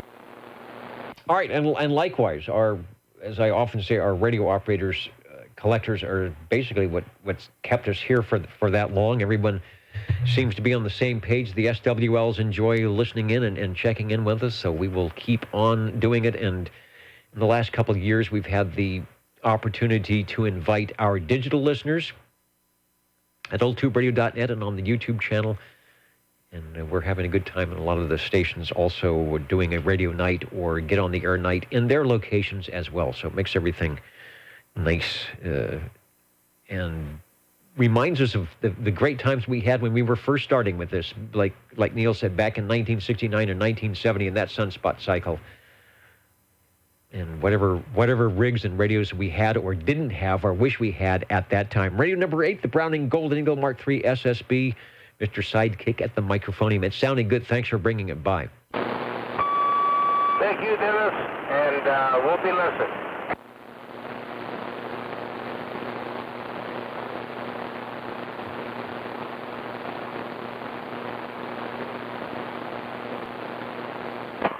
Man, Dennis, that Browning was louder than your station.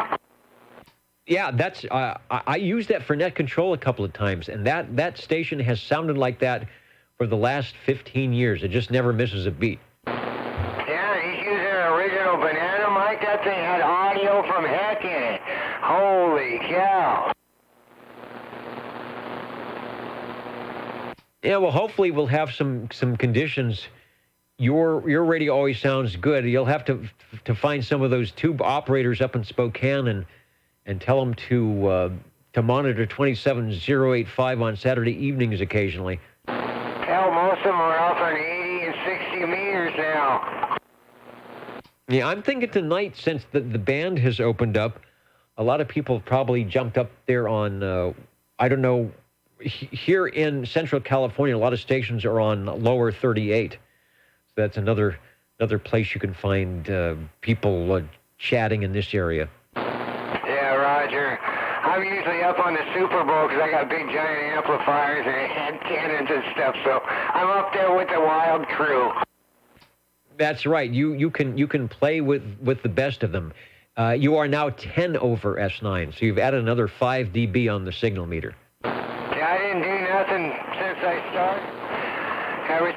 Haven't touched the knob. It's Mother Nature. Good conditions. I'm thinking 6 meters might be open as well. All right, we're looking for Radio 9. Conditions are open tonight. The best conditions that we have had all year, I'm pretty certain. Haven't heard you this loud in a long, long time. No, not for a couple of years, I don't think. And there has been some reports of new sunspots in cycle 25, which is just beginning. So it will only get better. And just a reminder, for those putting their stations together, antennas are the thing to work on first before amplifiers. And if you're thinking about upgrading or perhaps getting your amateur radio license, the conditions like this are going to be getting better on all frequencies, especially up here in the higher frequencies up on 15 meters and 10 meters. So you should have a great time. So don't slack off on studying for the exam. How about Dennis? You got a copy on this radio? I hear that radio over. 102 Spokane waving. All right, 102. You are sounding good on our station here on the Old Tube Radio Network and also on the video gate.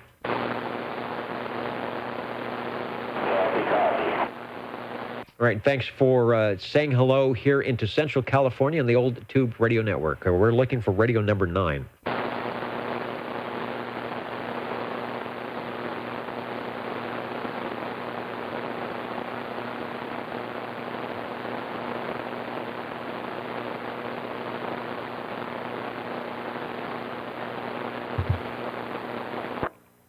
Well, we'll see if this one's working. Number 7. It is working.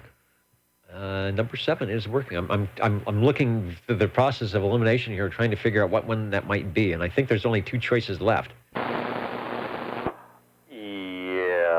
and this one is big and green. Well, actually teal.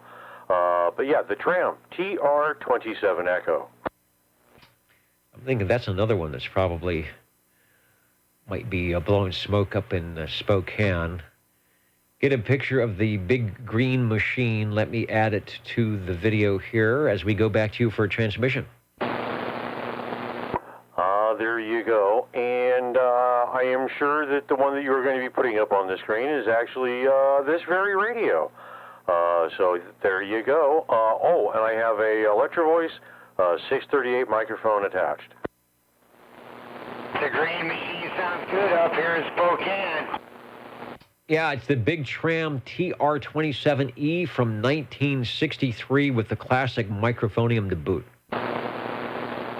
There you go. Well, thank you, Spokane. I guess the old tubes are still doing their things. Hey, can't be more happy than that. And yeah, it's been tweaked a little bit. It does not do quite what stock was doing, but I guess it's still doing a pretty good job.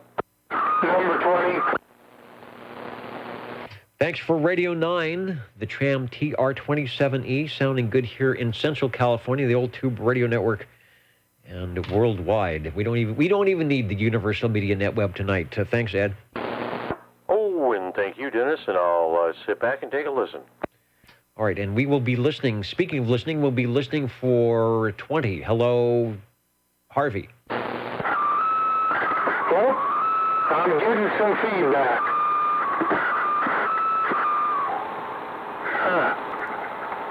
Why am I getting feedback?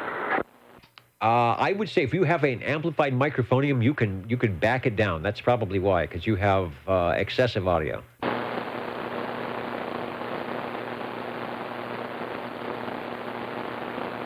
Harvey range boost. That could be part of it too. Yeah, still got some feedback, right? Yeah, but it's not as bad, but it's still there over. Yeah, I wonder why. Okay, I bet you this does not sound like a tram. Well, it doesn't quite sound like the tram that just checked in, but it is loud, albeit with a little bit of extra oscillation audio, which isn't as bad as it was. Are you saying that could be a tram?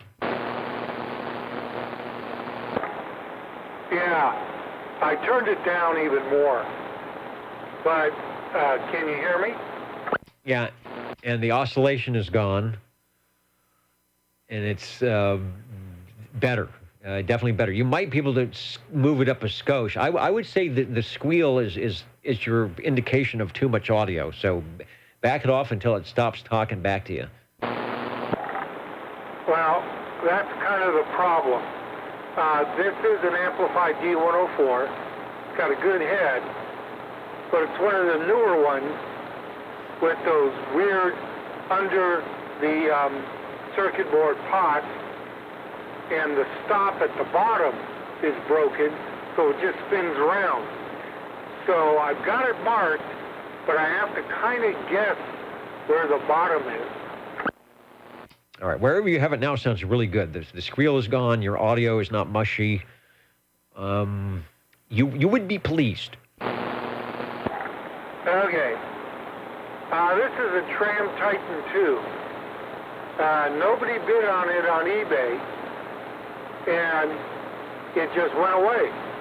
And I emailed or messaged the person, said, hey, it was a great price. Nobody bid on it. And the guy was really nice. He said, including you. And I go, well, yeah, because I kind of fell asleep at the end of the auction. And I said, were you going to put it back up on, or what were you going to do? And he said, well, he was going to dump it, but because it barely transmitted and barely received. And he said, since you showed some interest, you can have it for X amount. And I said, I will send you the X. Excuse me. Anyway, it's here, it works, and the problem in the receive was that in place of the 6BQ7 I think it's the RF receive tube, somebody stuck a big giant Soviet 6BQ5. Now this guy isn't the radio operator that was selling it, he had just gotten it. So I didn't say anything to him, and it got here. I put the correct tube in, did some tuning, and it received, but the transmit was 3 watts with audio output, but no swing. Turned out the modulator was at, I think, 10% on the tube tester. Well, it's obviously not 10% now. Definitely not. Sounds good. I got a great picture of a Tram Titan 2. We'll talk more about that. And I always like the interesting stories. I can't believe somebody didn't bid on something on eBay. You know, and today, Harvey, was the Fresno Amateur Radio swap out at Larry's place out there at Lyons. And I don't know if you remembered or not. I was out there. Larry was out there. I picked up some really interesting items of interest. And I always kick myself when Red Monkey was closing their shop and had all the great radios. Bill had, I think it was not the 2, but it was the Titan. And that was on my list of things I was going to carry out of that building, and I never did. And I'm really sorry that I did not, because I really love these radios. Over. Hey, can I break in real quick? Yeah, the breaking station. Go ahead. Hey, it's Tom out Sanger. Hey, Harvey, do you copy me real quick? Can you copy that station, Harvey? Over. No, I can talk, but I can't hear. Dennis, I can hear him, but he's got No big deal. I'll just call him on the telephone. So anyway, yeah, I'm on a striker that Bill set up for me. I'm going to use it for Moonlight Magic, so I guess it's working. Yeah, it's working. Your audio is hard to understand because there's a lot of echo. Okay, how's that? Did I get rid of the echo? No. Okay, I'm not sure how to set this thing. I'm still learning it, but I have something set wrong probably. Okay, you've got a good signal here. Just the audio is muffled because of all the echo. All right, well, somebody was giving you a call here, Harvey, but I think they're probably going to give you a landline later. Okay, I turned down the mic. Does that help? That helps with the echo, but now your audio is really weak. I think I got to find a happy medium. How's that? All right, that's better. It still has the echo, though. All right. Well, I'm still running this thing. It's got 1, 2, 3, 4, 5, 6, 7, 8, 9, 10. It's got multiple knobs. So many things from which to choose. That makes it fun. All right. Sorry to butt in. Didn't mean to interrupt your net. So anyway, all right. I'll call Harvey later. No big deal. I almost used my call sign. All right, thanks. All right, no problem. Jump in any time. And like I said, I'm copying you 100%. Ranger 777, Spokane. Sounds real good up here in Spokane. And it sounds good in Spokane. 777 and 709 both say it's good. Harvey, take a transmission on the Tram Titan 2.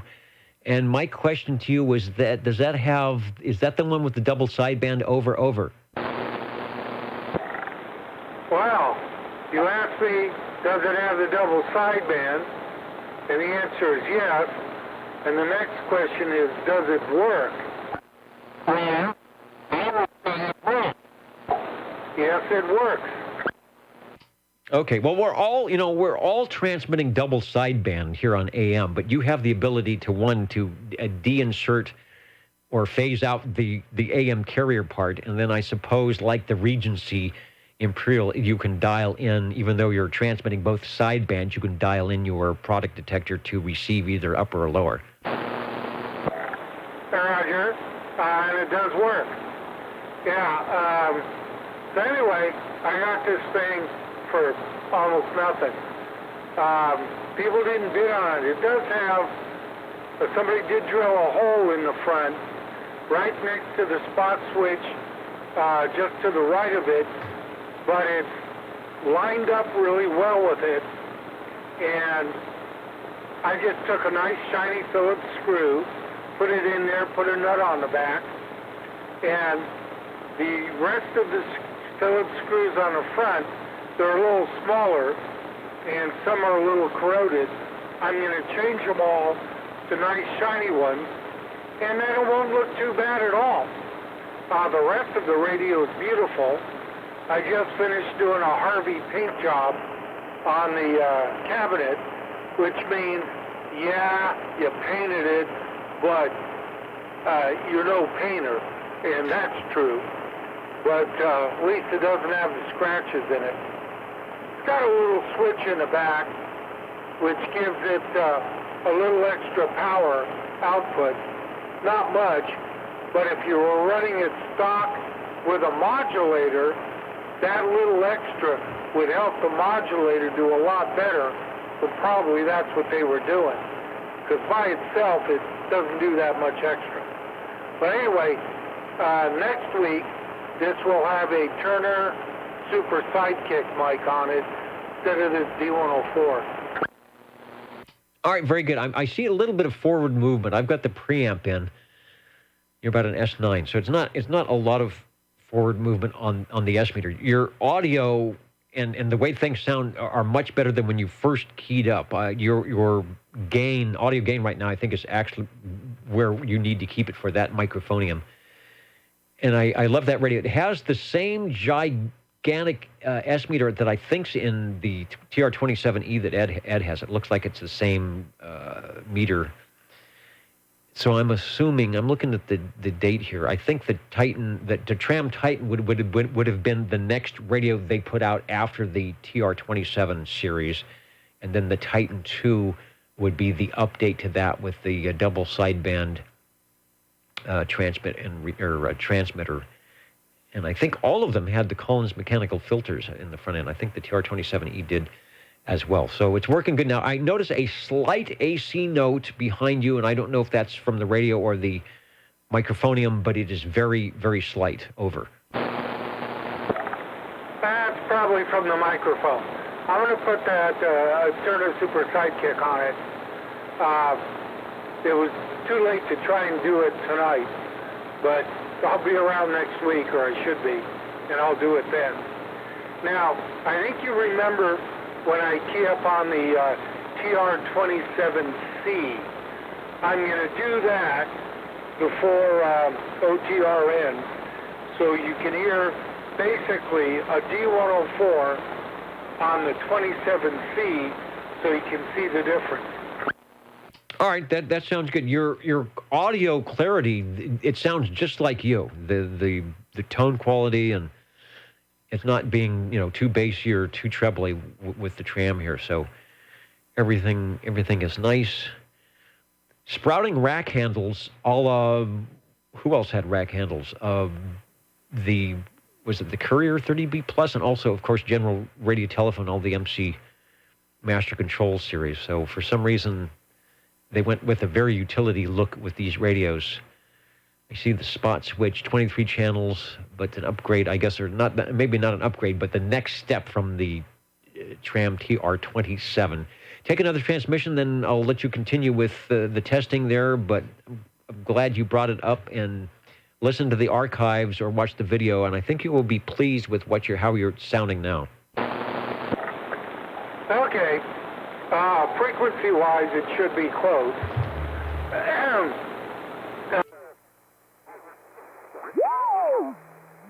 Meter works, the needle's fine, etc., but the sensitivity is bad.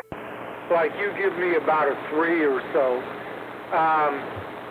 I did have to change several parts in here. The modulation light was broken, it's fixed. I hate the meter face. The meter face is this yellowish thing. It gives you the impression that the meter was produced in a factory, like in the R.J. Reynolds tobacco factory. I mean, it's like got that smoker's yellow. And I've got a couple of these meters, and they're all like that. So I changed the light bulbs inside all three to cool white LEDs. So the receive tuning light is now more white than yellow. The transmit channel selector is white, and the meter is not quite as yellow as it would be with an incandescent light bulb. So I did that. But and painted the cabinet the Harvey paint job. So anyway, it's pretty good. I kind of like this thing. I've been waiting for one, and I got lucky with this one. Okay, I'll turn it back to you. I'm going to do the Tram TR27C in a minute with a different D104, but it's going to have the same head. I just switched the head. This is actually the head from the mic I used on the 27C. It's just the plug is different, and the base is from a push-to-talk D104 with the UG9 type preamp. Okay, back to you. All right, we'll look forward to the other radio. Looked at the S-meter there. It looks like there's a cutout in the back to allow the light to shine through on the scale. And somehow whatever overlay they have gives that yellow tone to it. But looks like you have solved that issue. I'm listening critically, and I'm not sure if I'm hearing a little bit more of the AC ripple coming into the audio or not. It seems like I am, but I could have just been listening a little bit more critical. But it's not bad. It's not bad. So I don't know if you've checked the power supply items or not. A good deal on grabbing that, and it sounds like the seller was a good sport in getting it there. Sounds like you've got a good deal on it, and so if they ever listen into the old Tube Radio Network, they should be happy that radio is back on the air and doing good stuff like it should be. Radio number 10, the Tram Titan 2, a classic radio. I was looking for a date on that when they came out. I don't show anything, but I'm going to say it's probably 1966, somewhere around in that, especially with the double sideband. We'll be listening for your other radio comparison.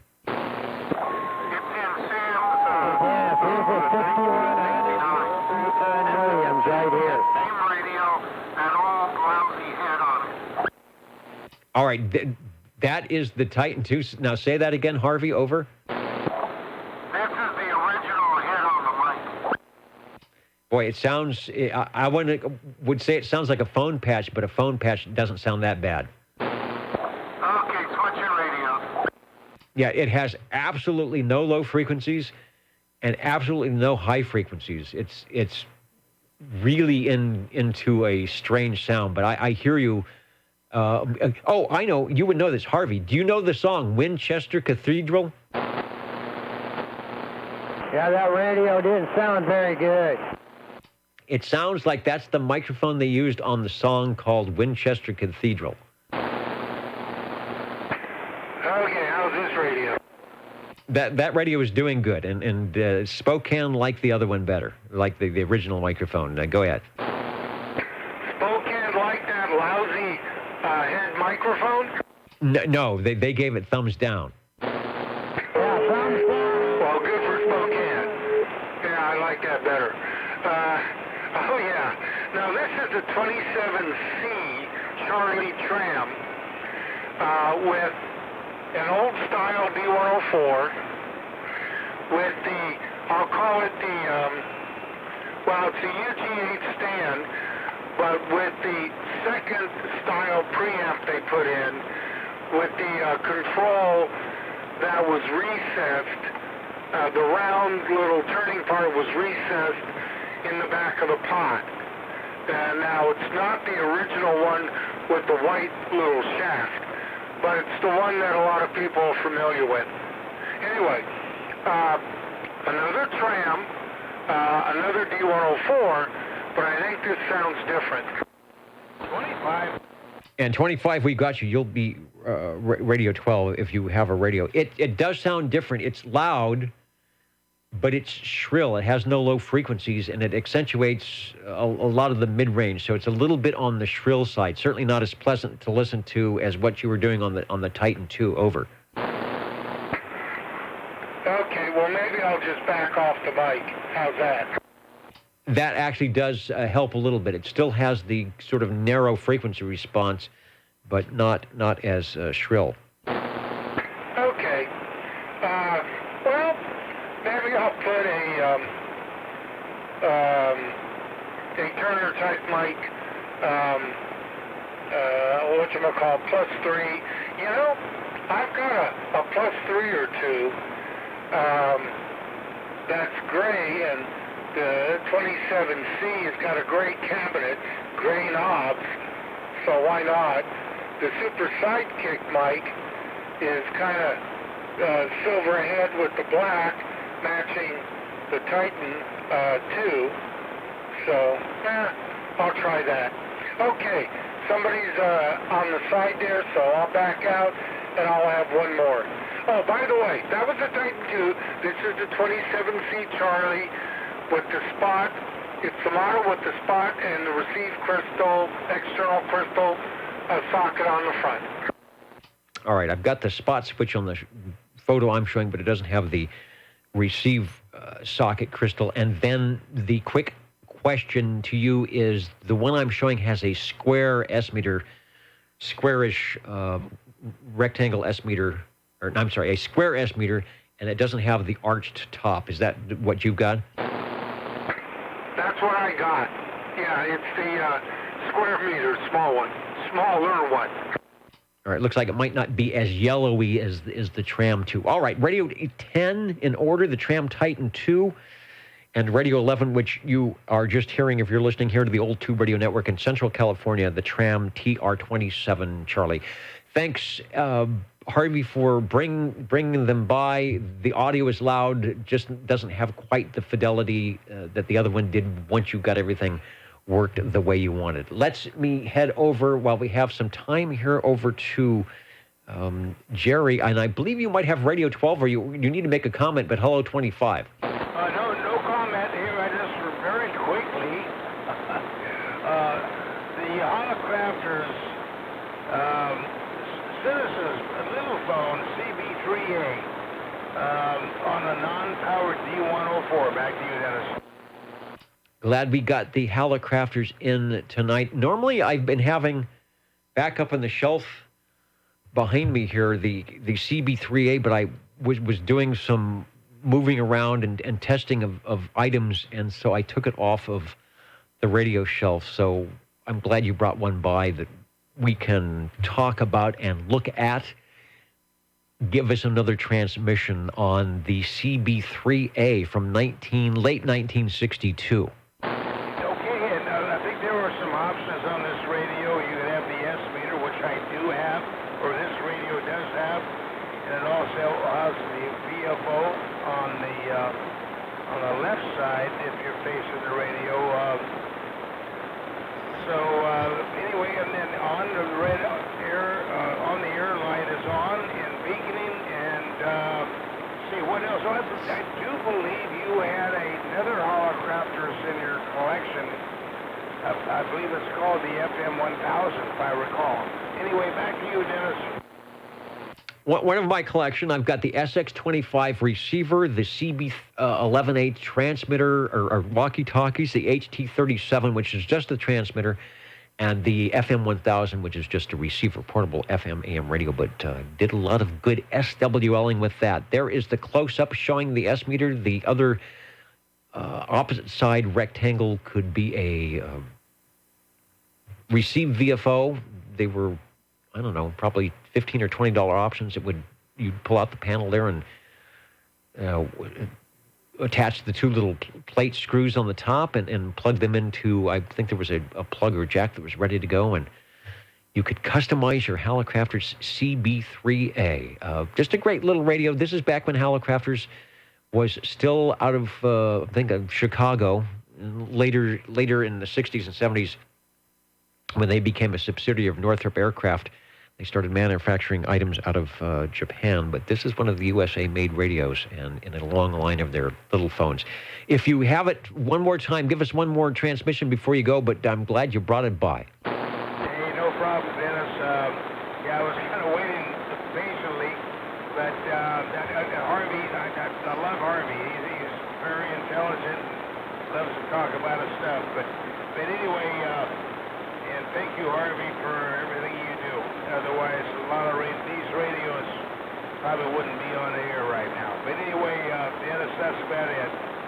The Holocrafters, Citizens Band, Little Phone, CB3A, back to you. All, by the way, on a non-powered D104. Yeah, sounding good. Harvey is also good at, as his story proved, and this is not the only story like that, at procuring these radios from far-off lands and getting them here into the Central Valley so that, one, we can showcase them on the Old Tube Radio Network, and two, where he often has to put them on the bench but spends time and getting them air and radio ready for us to hear. So always appreciate Harvey and his finesse, his je ne sais quoi in talking to the radio operators and getting these things into the Central Valley. The Old Tube Radio Network. The Jingle Singers would like to do one more item here before we sign off. We've been having a great night tonight with radios checking in. The band has opened up our stations up near Spokane and Seattle listening in and also checking in with us tonight. The band is open, so we appreciate that. The Jingle Singers as well, as they tell us. You're tuned to OTR, Channel 11, right here in Fresno, California. Stay with us Old Tube Radio. and be modern.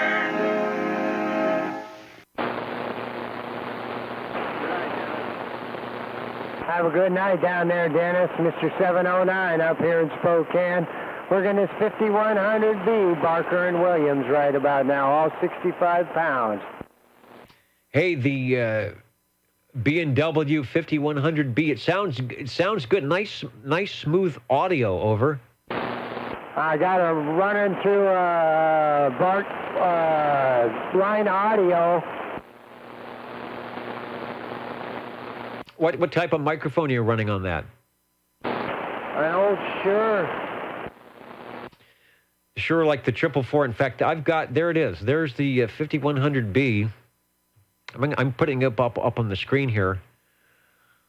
That is a classic radio. It's not a Class D, but it probably has the 11 meters in it, right? Yeah, it does. I've modified it a whole bunch. I'm keying it with a 1985 Nintendo gun. A plastic Nintendo gun I'm keying the audio with right about now. It's a duck hunter gun. Now, that is a great modification. Also has the estimator, almost looks like the tram, the red B&W logo, and then you can see the vernier tuning dial, the VFO, for the various bands. I was trying to get a close-up to see if I could see. It's got 10, 15, 20, 40, and 80 meters. If you take a look at the panel here, it takes a little bit to drive that to get it on the air, to get it sounding good, but you've got it fired up, over. Yeah, mine's highly modified. Highly modified. Sounds good. Yeah, you're getting thumbs up here in the Central Valley, over.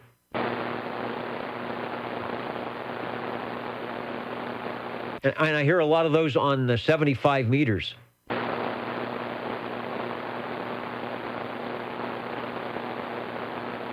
not sure what you're using for a receiver, but the transmitter sounds good. And we'll log it in here. Nice sounding AM. Yeah, nice and smooth.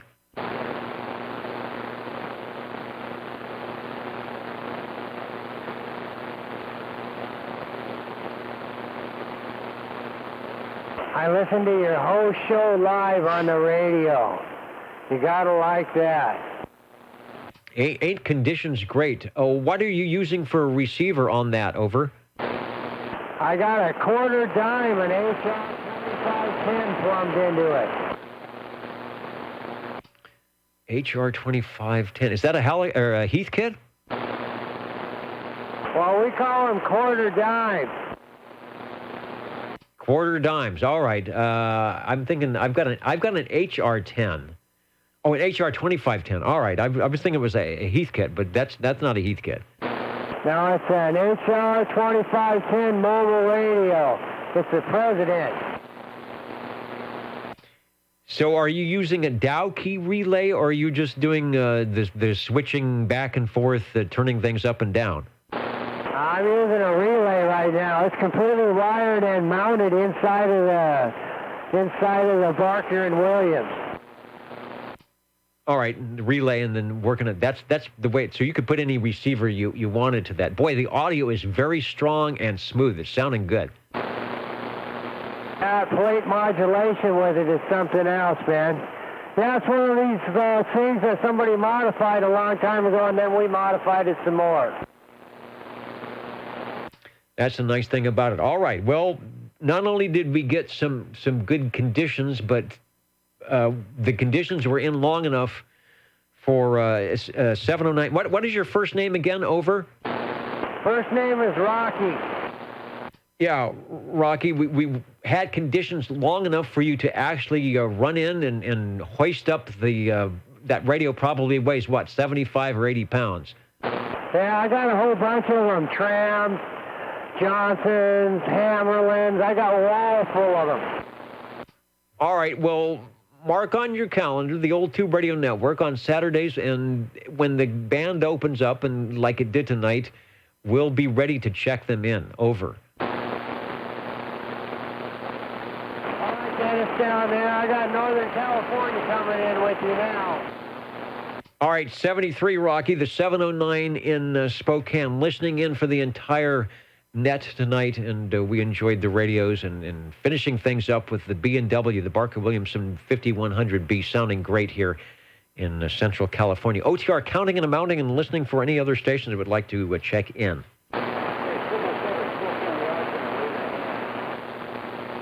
And the 777 still listening up there in Spokane, sounding good on the Old Tube Radio Network.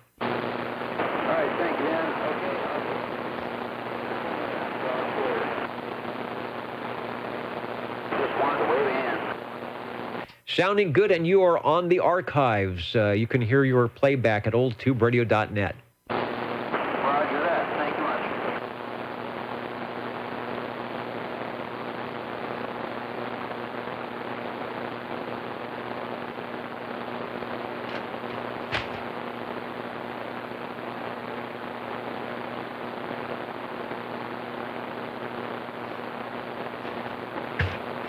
Well, it's been an interesting night.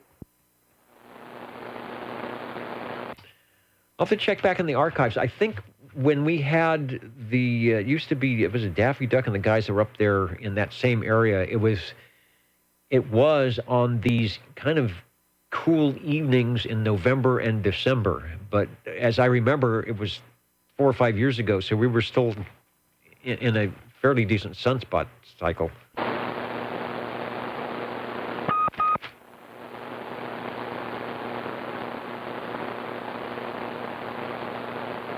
And I have room for Radio 14, which I think I just heard. Can I do this one? You can do that one. You know, normally it lines up as being 13, but we had a special radio. It's still up on the picture here. We had a special radio check-in for 13 tonight, and that was 709. Rocky was on the B&W 5100B, so I'm ready for Radio 14. Radio 14. The Browning Golden Beagle R68 T68 from Browning Lavatories with the custom D104 with the Browning medallion on the back of the head of the D104 unamplified. This is the, I guess, would be the Model A receiver with the 3-position RF gain switch. The Model B has the RF gain control on it, And this has the on-air light on the transmitter instead of the spotlight. So that's what this one is. This was a locally found radio many, many moons ago, actually in a garage sale, and it was in the garage. As opposed to the yard sale radio that was down in the yard, right? Roger. I mean, you can have a yard sale and the stuff's in the garage, or a garage sale and it's outside, but this was actually in the garage, sitting on a shelf.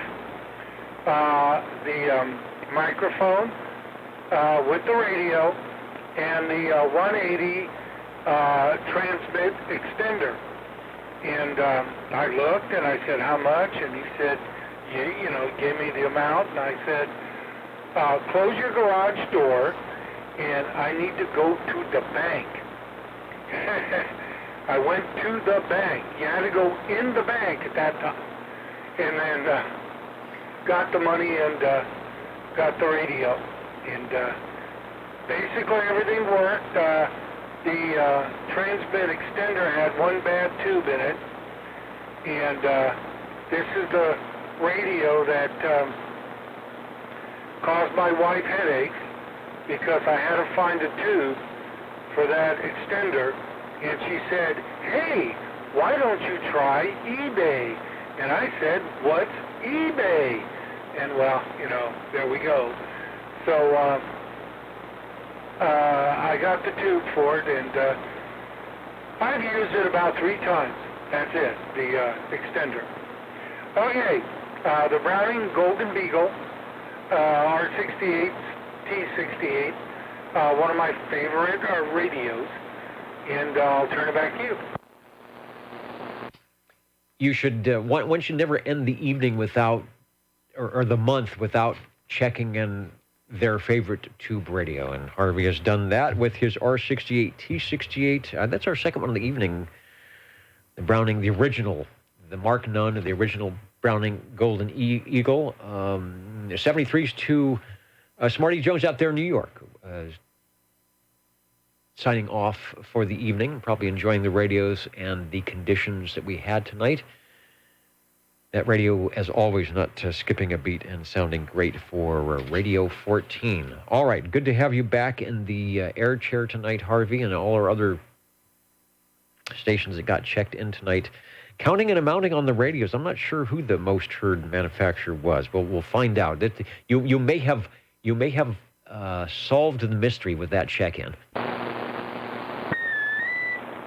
And I thank number 25 and 7 for the flowers while I'm above ground. And back to you.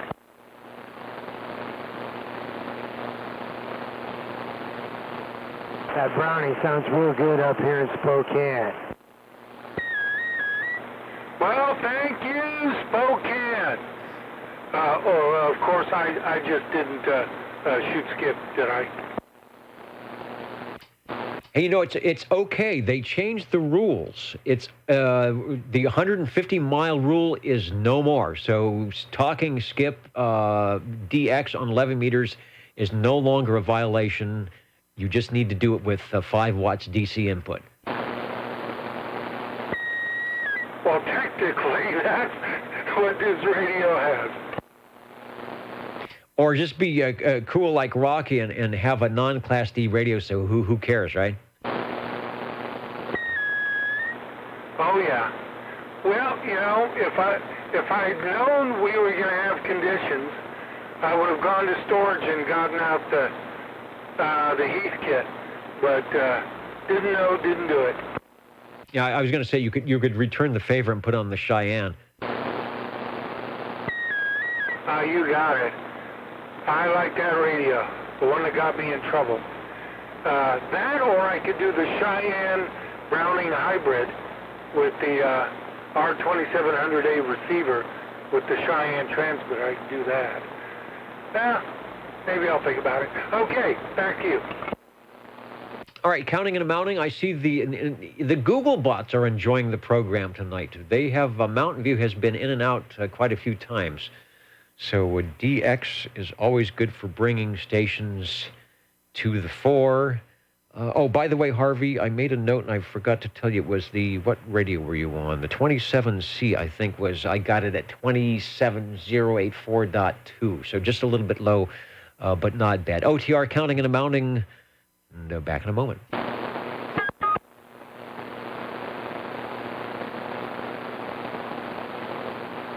In fact, I'm going to go ahead and sign off now so we can keep the frequency open if the band's still in and anybody would like to talk, Skip, without messing things up. So, Maestro. Ladies and gentlemen, time now for the current OTR totals.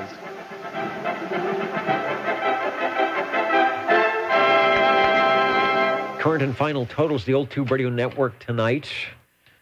Had a great time with the local radios, the great sounding radios from the Northwest tonight, and a treat with 709 Rocky on the Barker and Williamson 5100B. We hope to hear more from his collection up there. Sounds like he has quite a few radios. Checking in tonight, 9 SWLs on page 1, 13 on page 2, 16 on page 3, 17 on page 4, for a total of 55. And radios tonight, we had 14. This morning was the Fresno Amateur Radio Club swap meet.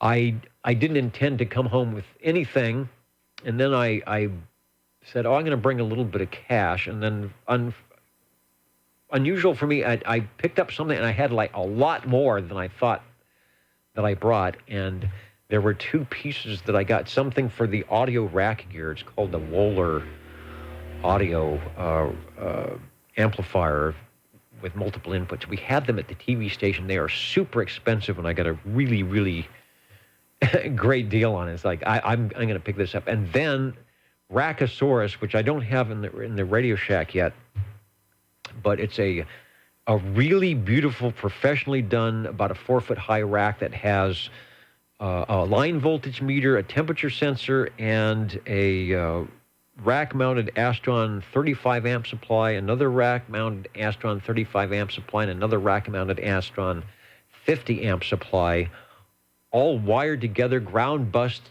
together in this rolling, beautiful cabinet. And the price was so good I could not pass it up, so I shouldn't have any problems. I haven't tested it out yet, but I'm pretty sure it works. It turns out I found out some history. The guy that put it together was an engineer over at Channel 30 before I was there. So anyway, it's a beautiful piece of equipment, and I should not be wanting on any of my DC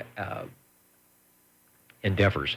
14 radios. Started off with the Pierce Simpson Guardian 23. I always enjoy Paul. He must think hard about how to enter the Old Tube Radio each week, and I appreciate his extra efforts, and I enjoy the Pierce Simpson radios that he brought by tonight. The Guardian 23 was Radio 1. The Sonar Model G, radio number 2 from Jerry, very loud radio. The Pierce Simpson Escort, which was in the trio of radios, the second in line of expense. The Guardian 23 was the top of the line. The Escort was the middle of the line. That was radio number 3. Thanks, Paul, for your extra efforts tonight.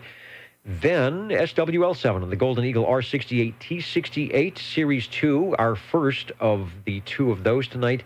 Then the Browning Golden Eagle Mark III SSB, both sounding excellent. Radio number 6, Paul on the Lafayette Comstat 35. Radio 7 was Jerry on the General Radio Telephone MC5 with the beacon, the OTR beacon that opened up the band and brought in our DX stations tonight. Thanks, Jerry. Radio number 8, the Browning Golden Eagle Mark III SSB, our second of those from SWL 25. The Tram TR27E was presented as Radio 9 from Mr. Ed, followed by the Tram Titan 2, which I think would be the next. Well, there was a Tram Titan and a Titan 2, the next 2 logical Tram radios. A little bit of testing and tweaking on that. Sounded very good with the final microphonium. The Tram TR27C was Radio 11. Hallicrafters CB3A. Got to have a Hallicrafters if you've got a Pierce Simpson and a Lafayette, right? Jerry, SWL 25, Radio 12, Radio 13 from Spokane tonight. An enjoyable evening with the DX. and Rocky on the Barker and Williamson 5100B with some very smooth audio, which is on the video and also in our archive at oldtuberadio.net. Click on the archive button, look for today's date and Tube Radio check-ins, and you'll be able to play back the MP3 of anything that was going on, either shortwave listener check-ins or Tube Radio check-ins. The final radio of the evening, the R68 T68 Browning Golden Beagle. Thank you, Harvey. All right, I will not stay on too long as the band may still be open. People would like to continue DXing and doing all that good stuff that we do here on 11 meters. Do it with your old tube radio, do it with your not old tube radio, but have fun doing it. The Old Tube Radio Network will be back next week. Thanks to SearchLawrence.com for keeping the Nixie tubes running, and thanks to all of you for keeping us running for the last 35 years. OTR will be listening. Good night, Dennis. Thanks, Dennis, and thanks to, of course, Bozo Control. Excellent live show. Live, not computer. It's all live at my house tonight. That's what it is. A microphonium, 100 watts or maybe 5 watts, and a wire.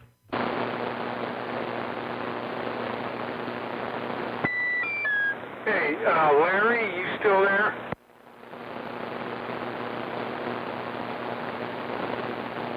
Have a good evening down there, Dennis. What's left of it? Let me try with the preamp off here.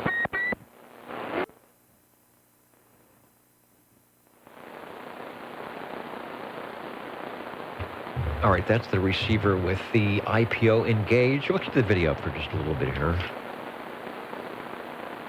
See what's going on. I probably should check out the 10-meter beacons. I'm sure we're going to be hearing quite a few. Let me quickly run up there. Might need the preamp for that.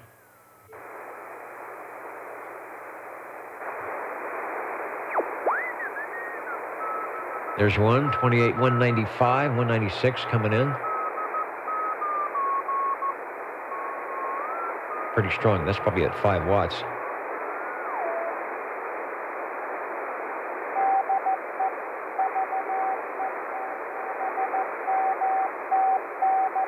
That's VE7MTY.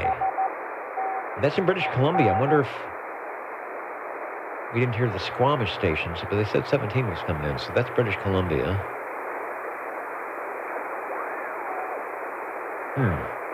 Might be the only one.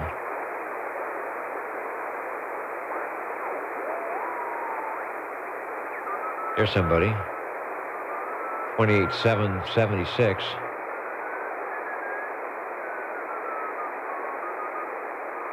Not as strong.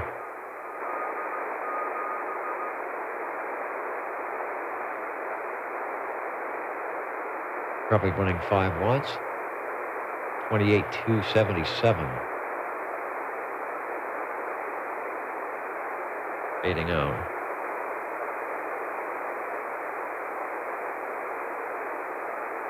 Assuming it was a beacon, I'd been somebody calling CQ.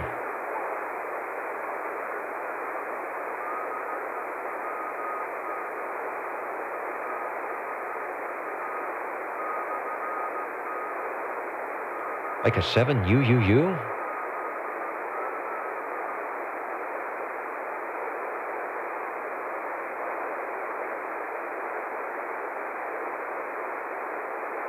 Interesting. All right, well, that's what's happening. The band is opened up. 10 meters is open. British Columbia rocking in here. Let's go back to channel 11.